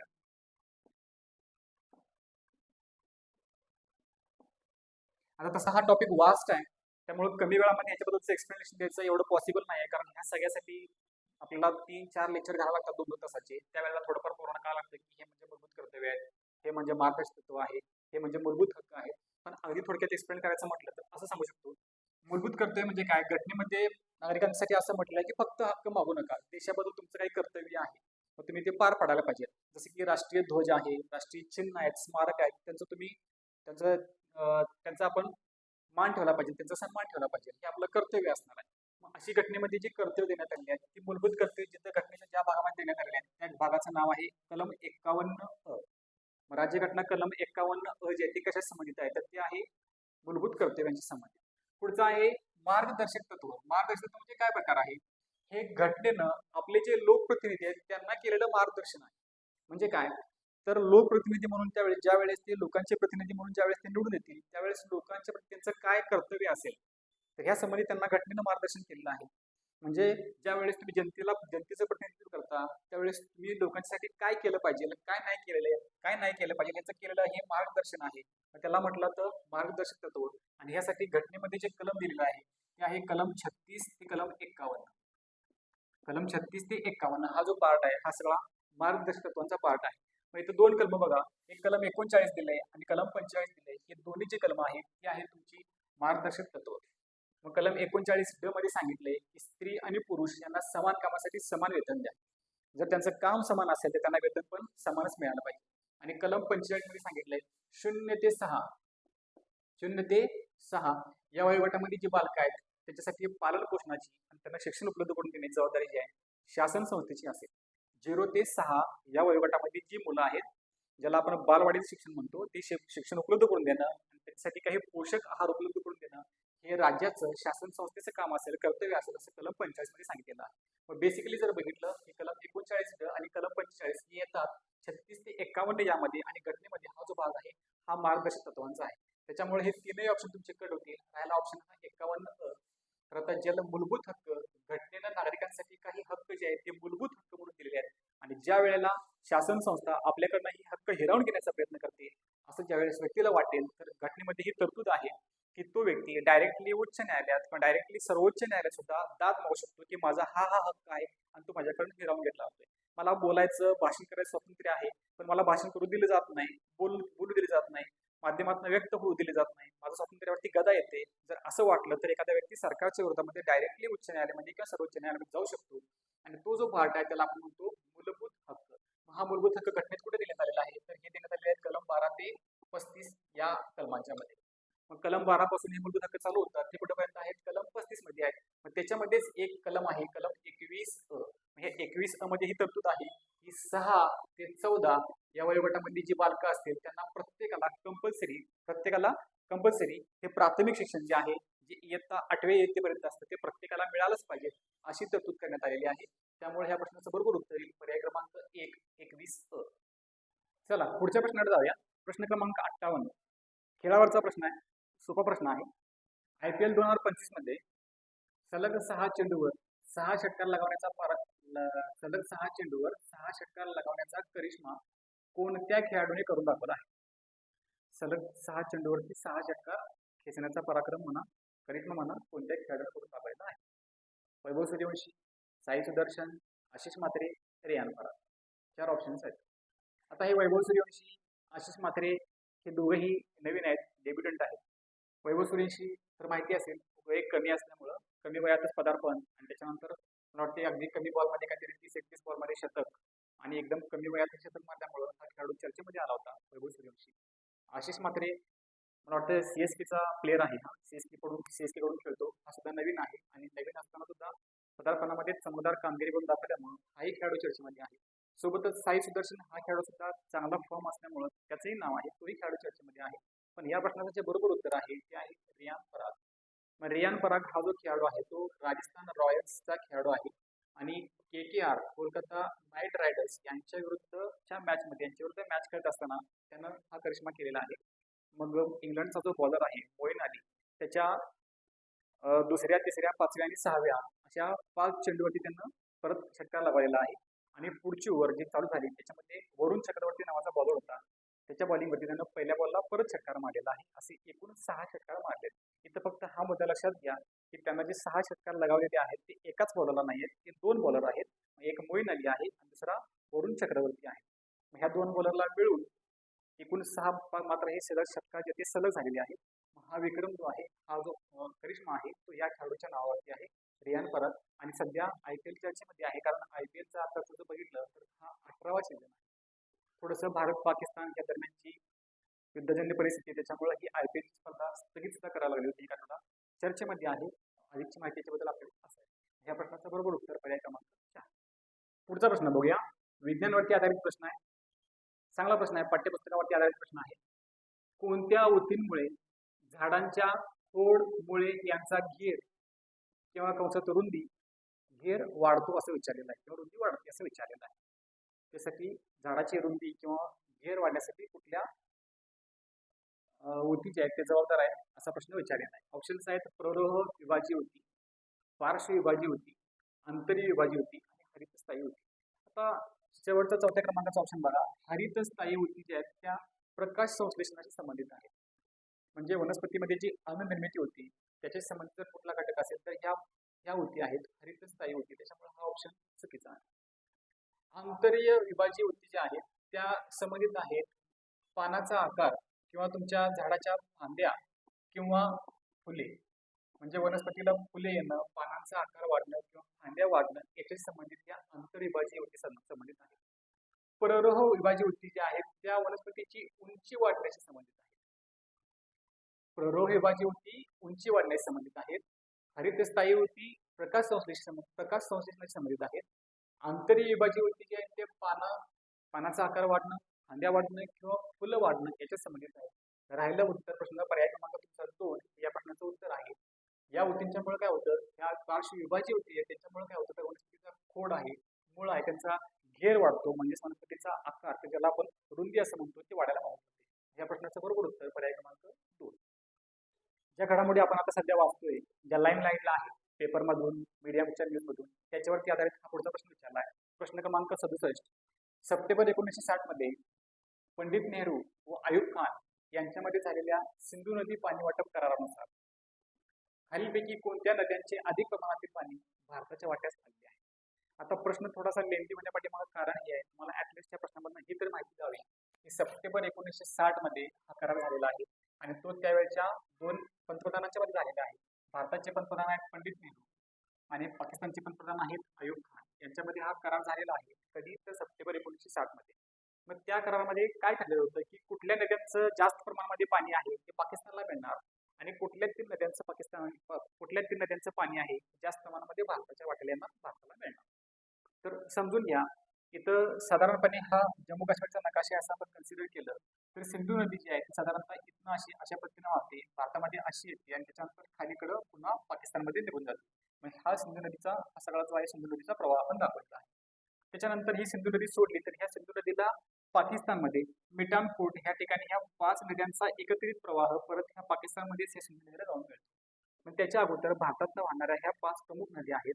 त्याच्यामध्ये पहिली आहे झेलम, नंतर चिनाब, नंतर रावी, नंतर बियास आणि पुढची सतलज. अशा ह्या 5 नद्या आहेत. या 5 नद्यांच्या मध्ये असणारा हा सुपीक भाग, 2 नद्यांच्या मध्ये असणारा जो सुपीक भाग असतो त्याला दोआब असं म्हटलं जातं. 5 नद्यांच्या मध्ये जो सुपीक भाग आहे, 5 नदी आहेत, त्याच्यामुळे ह्याला नावच पडलं पंजाब. मग पंजाब हे जे नाव पडलं त्याला कारणच होतं की 5 नद्यांच्या मध्ये असणारा हा सुपीक भाग आहे. जसा हा भाग भारतामध्ये आहे असंच काही भाग डिवायडेशनच्या नंतर पाकिस्तानमध्येही गेलेला आहे. मग त्यावेळेच्या करारानुसार असं ठरलं ही सिंधू नदी, ही झेलम नदी आणि ही चिनाब नदी, वरच्या 3 नद्या बघा ज्या आपल्याला एकूण 6 नदी दिसतात, त्या 6 नद्यांच्या मध्ये सगळ्यात वरती आहे सिंधू नदी, त्याच्यानंतर झेलम नदी आणि त्याच्यानंतर चिनाब नदी. ह्या 3 नद्यांचं मोस्टली पाणी जे आहे मोठ्या प्रमाणात जे आहे ते मिळणार पाकिस्तानला. आणि ज्या खालच्या 3 नद्या आहेत रावी, बियास आणि सतलज, या 3 नद्यांचं जास्त प्रमाणामध्ये पाणी जे आहे ते मिळणार भारताला, असं या 60च्या करारामध्ये ठरलेलं होतं.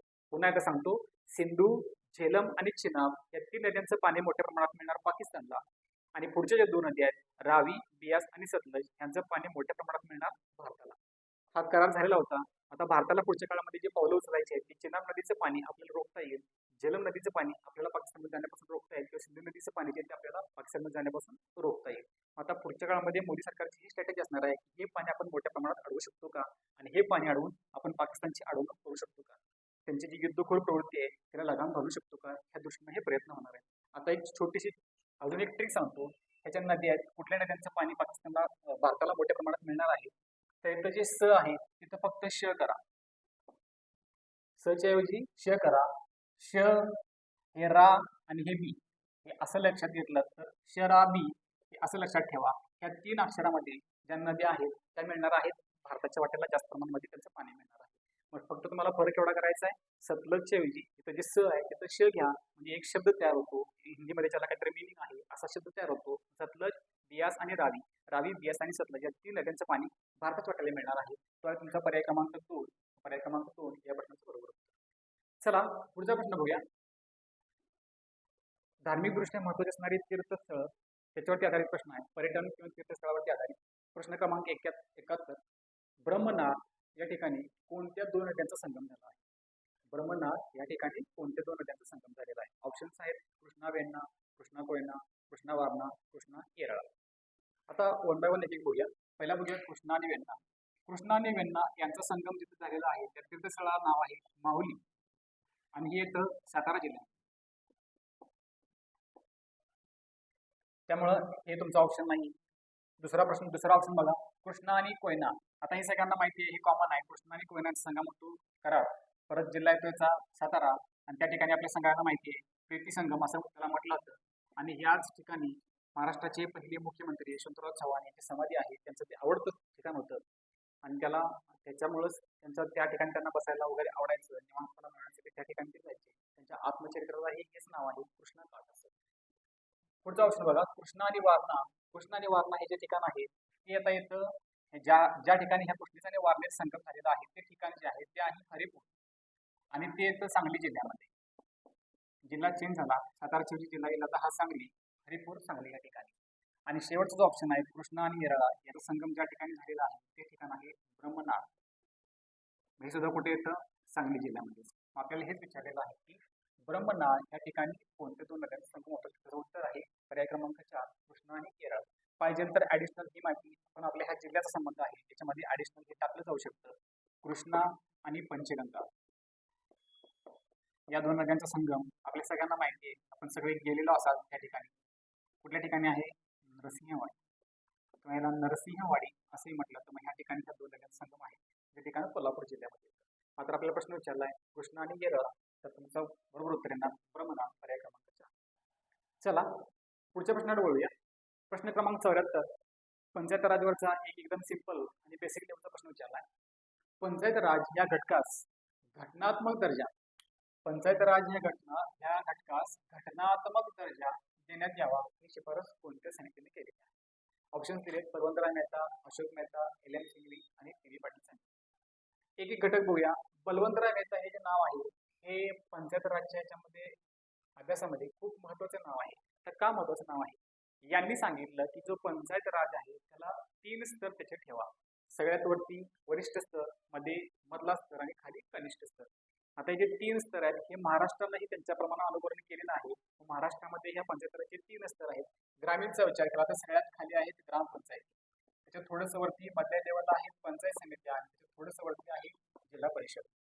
आता आपल्याला हे जे 3 स्तर दिसत आहेत, जिल्हा परिषद, पंचायत समिती आणि ग्रामपंचायत, असे स्तर एक वरती स्तर ठेवा, एक मध्ये ठेवा आणि खाली ठेवा, असे 3 स्तर ठेवा अशी शिफारस जी आहे ती बलवंतराय मेहता समितीने केलेली आहे. हे या प्रश्नाला तुमचं उत्तर नाहीये. आता अशोक मेहता समिती जी आहे तिने ह्याच्यापेक्षा थोडंसं वेगळं मत मांडलं. ते असं म्हटले की हा जो मधला टप्पा आहे हा ठेवण्याची आवश्यकताच नाहीये. म्हणजे 2 स्तर ठेवा, एक खाली गावामध्ये ग्रामपंचायती आणि वरती जिल्हा परिषद, असे 2 स्तर ठेवा अशी शिफारस जी आहे त्या अशोक मेहता समितीने केलेली आहे. जी पुढची समिती आहे एल एम सिंघवी समिती, तर ह्या समितीने सांगितले की पंचायत राजचं स्ट्रक्चर जे आहे त्याला डायरेक्टली घटनेमध्येच आणा, घटनेतच त्याला दर्जा देऊन टाका. मग त्या अनुषंगाने आपण घटनेमध्ये 73वी घटना दुरुस्ती आणि 74वी घटना दुरुस्ती अशा 2 आपण घटनेत दुरुस्त केल्या आणि या पंचायत राजला डायरेक्टली घटनेमध्ये स्थान दिलेलं आहे. आता घटने एखादी गोष्ट जी आहे त्याला घटनेमध्येच आणल्यामुळं काय होतं, तर समजा केंद्रामध्ये आता बीजेपीचं सरकार आहे आणि एखादं राज्य समजा राजस्थान आहे, राजस्थानमध्ये समजा आता बीजेपीची सत्ता आहे. मग त्याच्यामुळे ह्यांनी सांगितलं की चला पंचायत राजचे 3 स्तर ठेवा, त्याप्रमाणे ह्यांनी ठेवले. पण पुढच्या काळामध्ये जर राजस्थानमध्ये पुन्हा काँग्रेसचं सरकार आलं, मग आता असं होऊ शकतं की केंद्रामध्ये वरती बीजेपी सरकार आणि राज्यामध्ये राज्य सरकार, त्यावेळेस हे काँग्रेस सरकार असं म्हणू शकतं की नाही आम्हाला हे पंचायत राजचं स्तर ठेवायचंच नाही. मग हे असं होऊ नये म्हणजे राज्यामध्ये कुठलं जरी सरकार आलं तर त्यांना हे पंचायत राजचे 3 स्तर ठेवावेच लागतील. यासाठी ह्या सगळ्या तरतुदी त्यांना कुठं आणलं गेलं तर घटनेमध्ये आणलं गेलं. त्यासाठी जे घटना दुरुस्ती आहेत 73व्या आणि 74व्या दुरुस्त्या ह्या 2 दुरुस्त्या केल्या गेल्या आणि त्यासाठी जी प्रमुख शिफारस होती ती ह्या एल एम सिंघवी समितीची होती. आता अजून एक समिती आहे ही पी पाटील समिती, ही पर्टिक्युलरली महाराष्ट्रातली समिती आहे. या समितीची एक क्रांतिकारक शिफारस ही आहे. पुढच्या काळामध्ये तुम्हाला ह्याच्यावरती प्रश्न विचारला जाऊ शकतो. तर सरपंचाची निवड जी आहे, सरपंचाची निवड जी आहे ती थेट प्रौढ मतदारांच्याकडनं करा. म्हणजे गावासाठी एक उमेदवार, एक किंवा 2 उमेदवार जे काही इच्छुक असतील ते उभारू देत आणि सगळं गाव त्यासाठी मतदान करू देत, त्यांच्यामधनं डायरेक्टली थेट सरपंच निवडून द्या. ही जी शिफारस आहे ही या पी पाटील समितीने केलेली आहे. त्या समितीची ही महत्वाची शिफारस आहे. आपल्याला विचारलंय घटनात्मक दर्जा, तो द्यावा अशी शिफारस ज्या समितीने पहिल्यांदा केली होती ती होती एल एम सिंघवी समिती. या प्रश्नाचं बरोबर उत्तर पर्याय क्रमांक 3. पुढच्या प्रश्नावर जाऊया. अर्थशास्त्रावरती आधारित पुढचा प्रश्न विचारलाय. प्रश्न क्रमांक 78. वर करणे एकदम सिंपल दिसणारा पण चकवा देणारा आणि मार्क बरोबर घालवणारा हा प्रश्न आहे. प्रश्न विचारलाय जीएसटीची योग्य विस्तारित रूप कोणते? आता घाई गडबडीमध्ये बरीच मुलांच्याकडनं ह्या चुका होतात, बरीच मुलं चुकतात. नीट ऑप्शन बघून घ्या. पहिला दिलाय गुड अँड सर्व्हिस टॅक्स. पांडव गुड हा जो शब्द आहे याचा अर्थ वेगळा आहे. इंग्रजीमध्ये गुडचा अर्थ चांगला, चांगली, चांगले, आणि जे गुड्स आहे GOODS ह्याला जर येस प्रत्यय लागला तर याचा अर्थ होतो वस्तू. मग जो जीएसटी आहे त्याचा फुल फॉर्म होत आहे, फुल फॉर्म हा होतो त्याचा गुड्स अँड सर्व्हिसेस टॅक्स. वस्तू आणि सेवा यांच्यावरती आधारित हा टॅक्स आहे, म्हणून त्याला नावच आहे गुड्स अँड सर्व्हिसेस टॅक्स. याच्यामध्ये कंपल्सरी तिथं हे येस पाहिजेच, आणि सर्व्हिसेस एक सर्व्हिस नाही तर अनेक सर्व्हिसेस आहेत त्याच्यावरती आधारित हा टॅक्स आहे. म्हणून ह्या प्रश्नाचं बरोबर उत्तर येते पर्याय क्रमांक 4. ग्रुप हा शब्द चुकीचा आहे, त्याचा फुलफॉर्म मध्ये कुठंच येत नाही. गुड अँड सिम्पल, सिम्पलचा विषयच येत नाही कारण त्याचा फुलफॉर्मच नाहीये. पर्याय क्रमांक 1 आणि 4 एकदम क्लोज आहेत, पण याच्या अर्थामध्ये फरक आहे. गुड म्हणजे आता सांगितलं त्याप्रमाणे वस्तू, आणि सॉरी गुड म्हणजे आता सांगितलं त्याप्रमाणे जर पर्टिक्युलरली गुड लिहिलं तर याचा अर्थ होतो चांगला, चांगली, चांगले. आणि जर काय आपण गुड्स हा शब्द लिहिला त्याचा अर्थ होतो वस्तू. आपल्याला पाहिजे आहे वस्तू आणि सेवा कर, म्हणून पर्याय क्रमांक 4 हे तुमचं बरोबर होतं. चला पुढचा प्रश्न बघूया. प्रश्न क्रमांक 80. जन्मशताब्दी निमित्त भारतरत्न पुरस्काराने गौरवण्यात आलेले ऋषितुल्य समाज सुधारक कोण?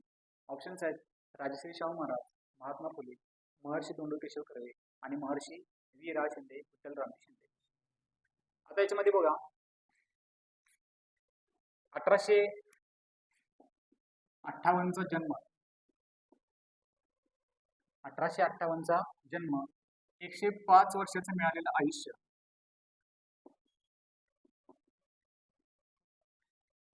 जसं बोलणं तशी कृती, जशी उक्ती तशी कृती, याप्रमाणे पहिल्या पत्नीचं निधन झाल्यानंतर स्वतः एका विधवे महिलेशी केलेला विवाह 1907 1906 साली हिंगणे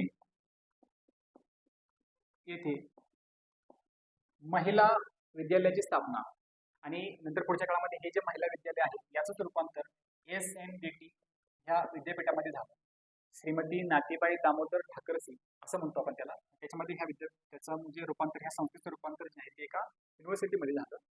आणि विशेषतः विधवा आणि ज्या अनाथ मुली आहेत त्यांच्यासाठी विशेष कार्य, ह्या सगळ्या गोष्टी ज्यांनी केलेल्या आहेत ते आपले समाजसुधारक आहेत महर्षी धोंडो केशव कर्वे. मग त्यांच्या ह्या सगळ्या कार्याची दखल घेऊन ज्यावेळेस त्यांना त्यांचं बरोबर 100 वर्ष पूर्ण झाली, म्हणजे जन्मशताब्दी निमित्त भारत सरकारने त्यांना भारतरत्न या पुरस्कारानं गौरवलेलं आहे. या प्रश्नाचं बरोबर उत्तर पर्याय क्रमांक 3. पुढच्या प्रश्नाकडे जाऊया. एकदम बेसिक लेवलचा प्रश्न विचारलाय, सायन्सवरती आधारित अणुअंक जे पिरियडिक टेबल आहे त्याच्या अनुषंगाने प्रश्न विचारलाय. अणुअंक डॉट डॉट डॉट या संज्ञेने दर्शवला जातो. ऑप्शन्स आहेत ZA स्मॉल u आणि त्याच्यानंतर NA. ओके, आता हे NA जे आहे याच्याद्वारे आपण जे दर्शवतो त्याला म्हटलं तर अवोगॅड्रो अंक जो आहे तो ह्या NAच्या टर्मला दर्शवला जातो. पुढचं U जे आहे त्याच्या सहाय्याने आपण अणुवस्तुमान दाखवतो. हे अणुवस्तुमान जे आहे ते डाल्टन हे एककामध्ये मोजलं जातं, आणि डाल्टनचं साइन जे आहे ते आहे स्मॉल u. पुढचं जे आहे ए कॅपिटल E ते अणुवस्तुमान जे आहे अणुवस्तुमानांक जे आहे ते दाखवण्यासाठी वापरतात. Z अणुवस्तुमानांक म्हणजे काय असतं, त्या अणुमध्ये जे केंद्रक आहे त्याच्यामध्ये किती प्रोटॉन आहेत आणि प्लस किती न्यूट्रॉन आहेत यांची संख्या दाखवणारं जे दाखवण्यासाठी जे लेटर वापरलं जातं त्याला कॅपिटल ए असं म्हटलं जातं. त्याद्वारे दाखवलं जातं अणुवस्तुमानांक. आता राहिलं Z. हे Z जे आहे ते Z द्वारे दाखवलं जातं अणुअंक म्हणजे काय असतं, त्या अणुमध्ये किती प्रोटॉन्स आहेत, त्या प्रोटॉनची संख्या जी आहे ती किती आहे हे दाखवण्यासाठी जे साइन वापरलं जातं ते असतं Z, आणि त्यालाच म्हणतात अणुअंक. मग अणुअंक नंबर ऑफ प्रोटॉन्स, अणुवस्तुमानांक प्रोटॉन आणि न्यूट्रॉन्स, अणुवस्तुमान डाल्टन त्याच्याद्वारे आपण वजन दर्शवतो, आणि N जे आहे NA जे आहे त्याच्याद्वारे दाखवतो आपण अवोगॅड्रो अंक. या प्रश्नाचं बरोबर उत्तर येणार पर्याय क्रमांक 1 Z. पुढचा प्रश्न बघा. प्रश्न क्रमांक 84 इतिहासावरती आधारित प्रश्न आहे. वैयक्तिक सत्याग्रह आंदोलनातील महात्मा गांधीजी यांनी निवड केलेले पहिले वैयक्तिक सत्याग्रही कोण? महात्मा गांधींनी निवडलेले पहिले वैयक्तिक सत्याग्रही कोण? ऑप्शन्स आचार्य विनोबा भावे, पंडित नेहरू, सरदार वल्लभभाई पटेल, मौलाना आझाद. आता पहिला हे समजून घेऊया की वैयक्तिक सत्याग्रह हा काय भाग आहे. जे आंदोलन गांधीजींनी राष्ट्रीय सभेच्या माध्यमातून उभं केलेलं होतं त्याच्यामध्ये जास्तीत जास्त लोकांनी यावं, जास्तीत जास्त लोकांचं पाठबळ या राष्ट्रीय सभेला असावं आणि त्याच्या माध्यमातूनच दबाव तयार करावा आणि त्यातूनच भारताला स्वातंत्र्य मिळू शकतं, हे गांधीजींचं मत होतं. मग मध्येच असं काय झालं की हे सगळं एका बाजूला ठेवून गांधीजींना वैयक्तिक सत्याग्रह करावा लागला. त्याच्या पाठीमागे जे कारण होतं 1939 ते 1945 या काळात झालेलं दुसरं महायुद्ध. मग ह्या दुसऱ्या महायुद्धामुळे काय झालं, इंग्लंडमध्ये जे नेते मंडळी आहेत त्यांनी गांधीजींना विनंती केली की आम्ही आता सध्या आता सध्या जो आमचा आपला इंग्लंड जो देश आहे तो दुसऱ्या युद्धामध्ये गुंतलेला आहे, दुसऱ्या महायुद्धामध्ये सहभागी असणारा देश आहे. त्यामुळं ऑलरेडी आम्ही अडचणीत आहोत आणि त्या काळात स्वातंत्र्याची मागणी अधिक जास्त प्रमाणामध्ये करून आम्हाला तुम्ही अडचणीत आणू नका, युद्ध समाप्त होऊ द्या, त्याच्यानंतर तुमच्या स्वातंत्र्याविषयी आम्हाला विचार करता येईल आणि त्याचा सहानुभूतीपूर्वक विचार करू असं आश्वासन दिलं. मात्र ह्या इंग्रजांच्यावरती गांधीजींचा पूर्ण भरोसा नव्हता, त्याच्यामुळे गांधीजींनी यातला एक मध्यम मार्ग काढला. गांधीजी असं म्हटले की चला तुम्ही युद्धामध्ये गुंतलेले आहात तर तुम्हाला आम्ही जास्त अडचणीत आणत नाही, पण आमची स्वातंत्र्याची जी मागणी आहे ती सुद्धा आम्ही पूर्णपणे बाजूला ठेवणार नाही. त्यासाठी गांधीजींनी मार्ग हा निवडला की एक एकटा व्यक्ती येईल आणि तो सत्याग्रह करेल की आम्हाला स्वातंत्र्य द्यावं. मग त्यासाठी गांधीजींनी जी चळवळ राबवली 1940 पासून तिला म्हटलं तर वैयक्तिक सत्याग्रह. मग ह्या वैयक्तिक सत्याग्रहामध्ये गांधीजींनी निवडलेले जे सत्याग्रही आहेत त्याच्यामध्ये जो ऑप्शन तुम्हाला 4 दिसत आहेत हे पहिले, दुसरे, तिसरे आणि अनुक्रमे चौथे हे 4 लोक आहेत. मग गांधीजींनी निवडलेले पहिले सत्याग्रही होते आचार्य विनोबा भावे. त्यांची भूदान चळवळ जी आहे ती खूपच प्रसिद्ध झाली होती. त्यांच्यावर अतिरिक्त जमिनी आहेत, त्यांनी सरकारला दान कराव्यात आणि सरकारला त्या जमिनी ज्यांना जमीन नाही त्यांच्यावर वाटाव्यात, अशी ती चळवळ जी होती ती आचार्य विनोबा भावेंनी राबवली होती. दुसरे सत्याग्रही होते पंडित नेहरू, तिसरे होते सरदार वल्लभभाई पटेल आणि चौथे होते मौलाना आझाद. मग हे अनुक्रमेच 4 नावं आहेत ज्यांनी सत्याग्रहामध्ये भाग घेतला होता. मात्र आपल्याला विचारलंय पहिले सत्याग्रही, या प्रश्नाचं बरोबर उत्तर येणार पर्याय क्रमांक 1 आचार्य विनोबा भावे. चला पुढच्या प्रश्नाकडे जाऊया.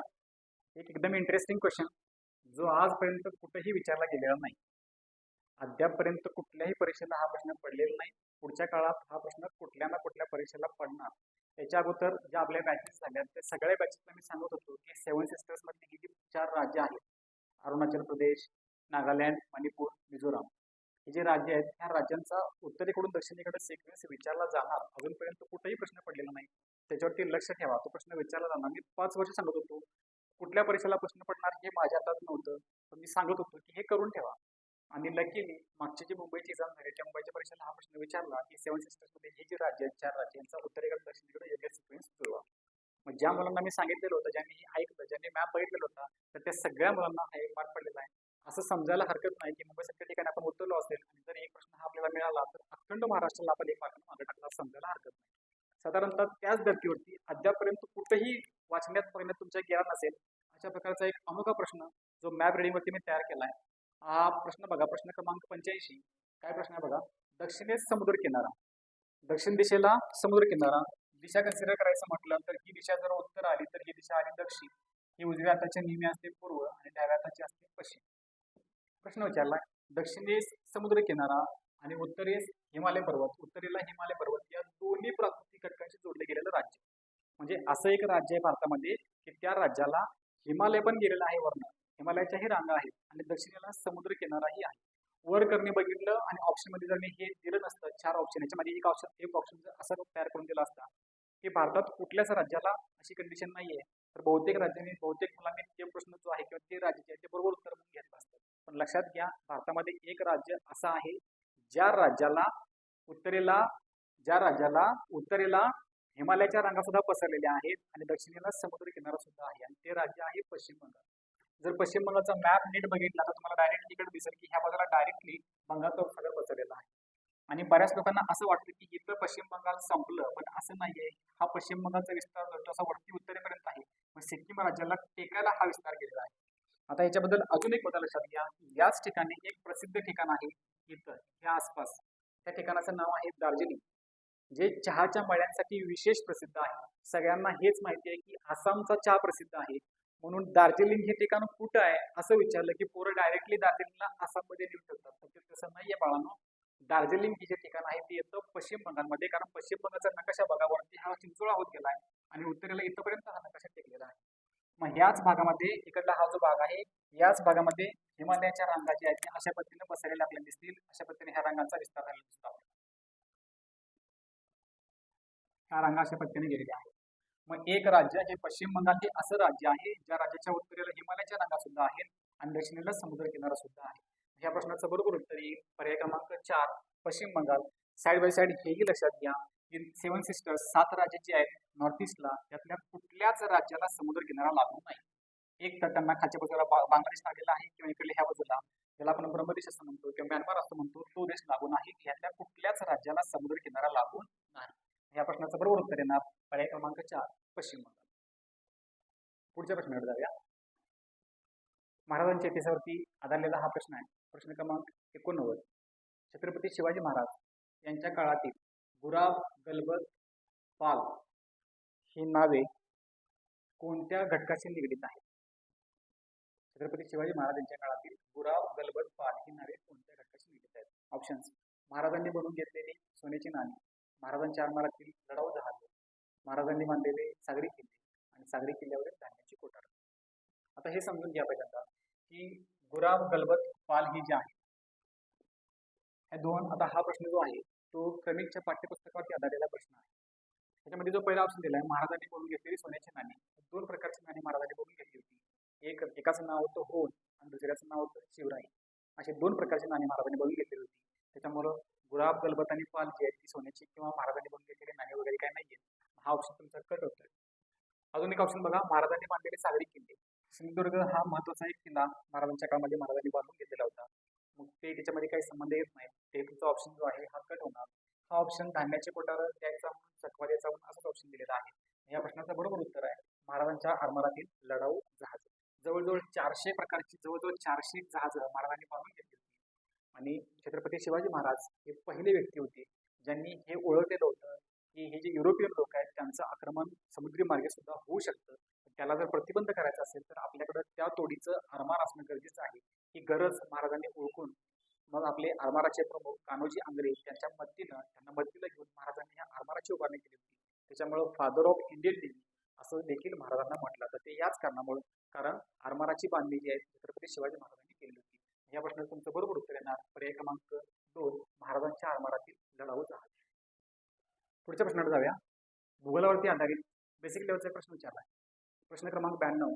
भारतातील सर्वात मोठी भरती ओढीची कक्षा ... येथे आढळते.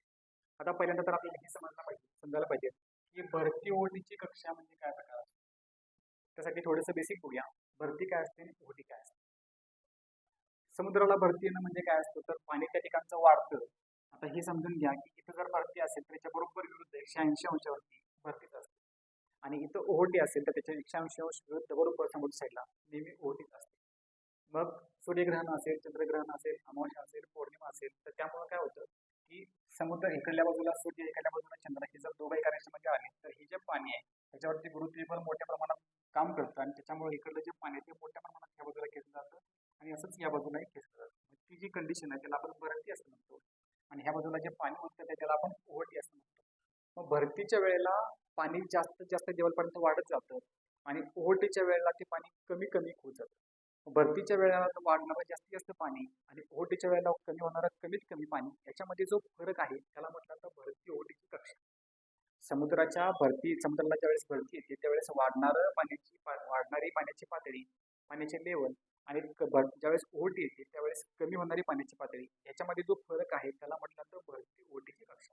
मग जगामध्ये सगळ्यात जास्त कक्षा जी आहे ती अमेरिकेमध्ये थंडीच्या समुद्रामध्ये आढळते. पण भारतापुरता विचार केला तर भारतामध्ये ही भरती ओहोटीची कक्षा ज्या ठिकाणी सगळ्यात जास्त प्रमाणामध्ये आढळते ते ठिकाण आहे पोरबंदर आणि ते येतं गुजरात राज्यामध्ये. ह्या प्रश्नाचं बरोबर उत्तर आहे पोरबंदर, गुजरात. हे कुटाणात हा भारतीय भूमीवरचा सगळ्यात जमिनीवरचा सगळ्यात खोल असणारा हे ठिकाण आहे. कुटाणात ते केरळमध्ये येतं. विशाखापट्टणम आपला पहिला जहाज निर्मितीचा कारखाना किंवा सद्यस्थितीमध्ये आंध्र प्रदेशची नवीन राजधानी हे विशाखापट्टणमचे रूप घ्यायला येते. आणि दार्जिलिंग बद्दल 1-2 प्रश्नांच्या अगोदर आपण बघितलं की चहाच्या उत्पादनासाठी विशेष प्रसिद्ध असणारे ठिकाण आहे आणि हे मात्र हे येतं पश्चिम बंगाल राज्यामध्ये. आसाममध्ये हे दार्जिलिंग जे ठिकाण आहे ते येत नाही आणि इथं वरती हिमालयाच्या रांगा असल्यामुळे समुद्राचा ह्याला प्रश्नच येत नाही. ह्या प्रश्नाचं बरोबर उत्तर पर्याय क्रमांक 3 पोरबंदर, गुजरात. चला मित्रांनो पुढच्या प्रश्नाकडे जाऊया. जनगणनेवरती आधारित हा जेएसचा एकूणच पेपरमधला शेवटचा प्रश्न आहे. प्रश्न क्रमांक 97. प्रश्न विचारला आहे, भारतात शेवटची जातीनिहाय जनगणना ... साली करण्यात आली होती. आता हा मुद्दा चर्चेमध्ये आहे, कारण येणारी जनगणना जी आहे ती जातनिहाय करावी, जातीनिहाय करावी अशी मागणी आहे आणि सरकार त्याच्याला बऱ्याच अंशी सहमत आहे. आणि येणारी जनगणना जी आहे पुढची ती जातनिहाय होण्याची शक्यता आहे. त्या अनुषंगाने हा प्रश्न विचारला की भारतात शेवटची जनगणना जी आहे जातनिहाय ती कधी करण्यात आली होती. आता थोडंसं त्याच्याबद्दल बेसिक्स बघूया. 1872 साली देशातली पहिली जनगणना करण्यात आली होती लॉर्ड मेयोच्या काळात. 1872 साली पहिली झाली. त्याच्यानंतर 1881, 1891 हे दर 10 वर्ष. त्याच्यानंतर 1901 ह्या पद्धतीने दर 10 वर्षानंतर ह्या जनगणना चालू झाल्या. आता फक्त त्याच्यामध्ये गॅप पडलाय की आपली आता 2011 नंतर 2021ला व्हायला पाहिजे होती, पण 2021ला कोरोनाचा काळ असल्यामुळे ही जनगणना झालेली नाही. ते पुढच्या काळामध्ये होण्याची शक्यता आहे आणि ती जातनिहाय करण्यात यावी अशी मागणी आहे. आता हे समजून घ्या की 1872ला जी जनगणना झाली होती त्या जनगणनेच्या बाबतीमध्येही असं म्हटलं होतं की इथं जातीवाईज डाटा कलेक्ट करण्यात आलेला होता, पण ती खऱ्या अर्थानं जातीवाईज होती का ह्याच्यावरती काही लोकांनी प्रश्नचिन्ह लावलेलं आहे. मग पुढच्या काळामध्ये जी जनगणना झाल्या तर त्यांचा आधारही काही प्रमाणामध्ये जातनिहायच होता. आणि अशा पद्धतीनं जातनिहाय जी शेवटची जनगणना झाली भारतामध्ये ती झाली होती 1931 साली. 1931 सालानंतर मात्र जातीवरती आधारित गणना जी आहे ती थांबवण्यात आली आणि त्याच्याऐवजी ते सोडून म्हणजे व्यक्तीचं काम काय आहे, किती किती लोक राहतात, कुटुंबाचा अर्थार्जन साधन वगैरे काय असे कलम त्याच्यामध्ये ऍड करण्यात आले. मात्र जात जो आहे तो मात्र त्याच्यामध्ये काढून टाकण्यात आला होता. ही घटना झाली 1931 साली. पर्याय क्रमांक 4 अद्याप जातनिहाय जनगणना करण्यात आलेली नाही हा मोठा ऑप्शन आहे, त्याच्यामुळे ते उत्तर बरोबर असं घेऊन चालणार नाही. त्या प्रश्नाचं बरोबर उत्तर आहे पर्याय क्रमांक 3 1931. मित्रांनो, युग परिवर्तक करिअर अकॅडमी कडून पोलीस भरतीचा सराव करणाऱ्या विद्यार्थ्यांसाठी आम्ही ज्या स्पर्धा आयोजित केलेल्या होत्या या स्पर्धेला आपण सगळ्यांनी जो भरभरून प्रतिसाद दिलेला आहे त्याच्याबद्दल आम्ही युग परिवर्तक करिअर अकॅडमी आमची सगळी टीम आपले खूप खूप धन्यवाद मानतो, आपले खूप आभारी आहोत आम्ही. इथून पुढच्या काळामध्येही पोलीस भरतीच्या मुलांसाठी अशाच पद्धतीच्या टेस्ट, मग त्या फ्री टेस्ट असतील, परीक्षा तोंडावर त्यानंतर डिस्कशन असेल किंवा तुमचे काही क्वेश्चन्स असतील, क्वेरी असतील त्याच्यात तुम्ही एनी टाइम आम्हाला विचारू शकता. जे मुलं अजूनही ग्रुपला ऍड झाले नसतील तर त्यांनी ग्रुपला ऍड व्हावं. त्या ग्रुपवर तुमच्या सगळ्या शंकांचं निरसन केलं जाईल आणि आपल्याला जी मदत शक्य आहे ती सगळी मदत करण्याचा आमच्याकडून प्रयत्न केला जाईल.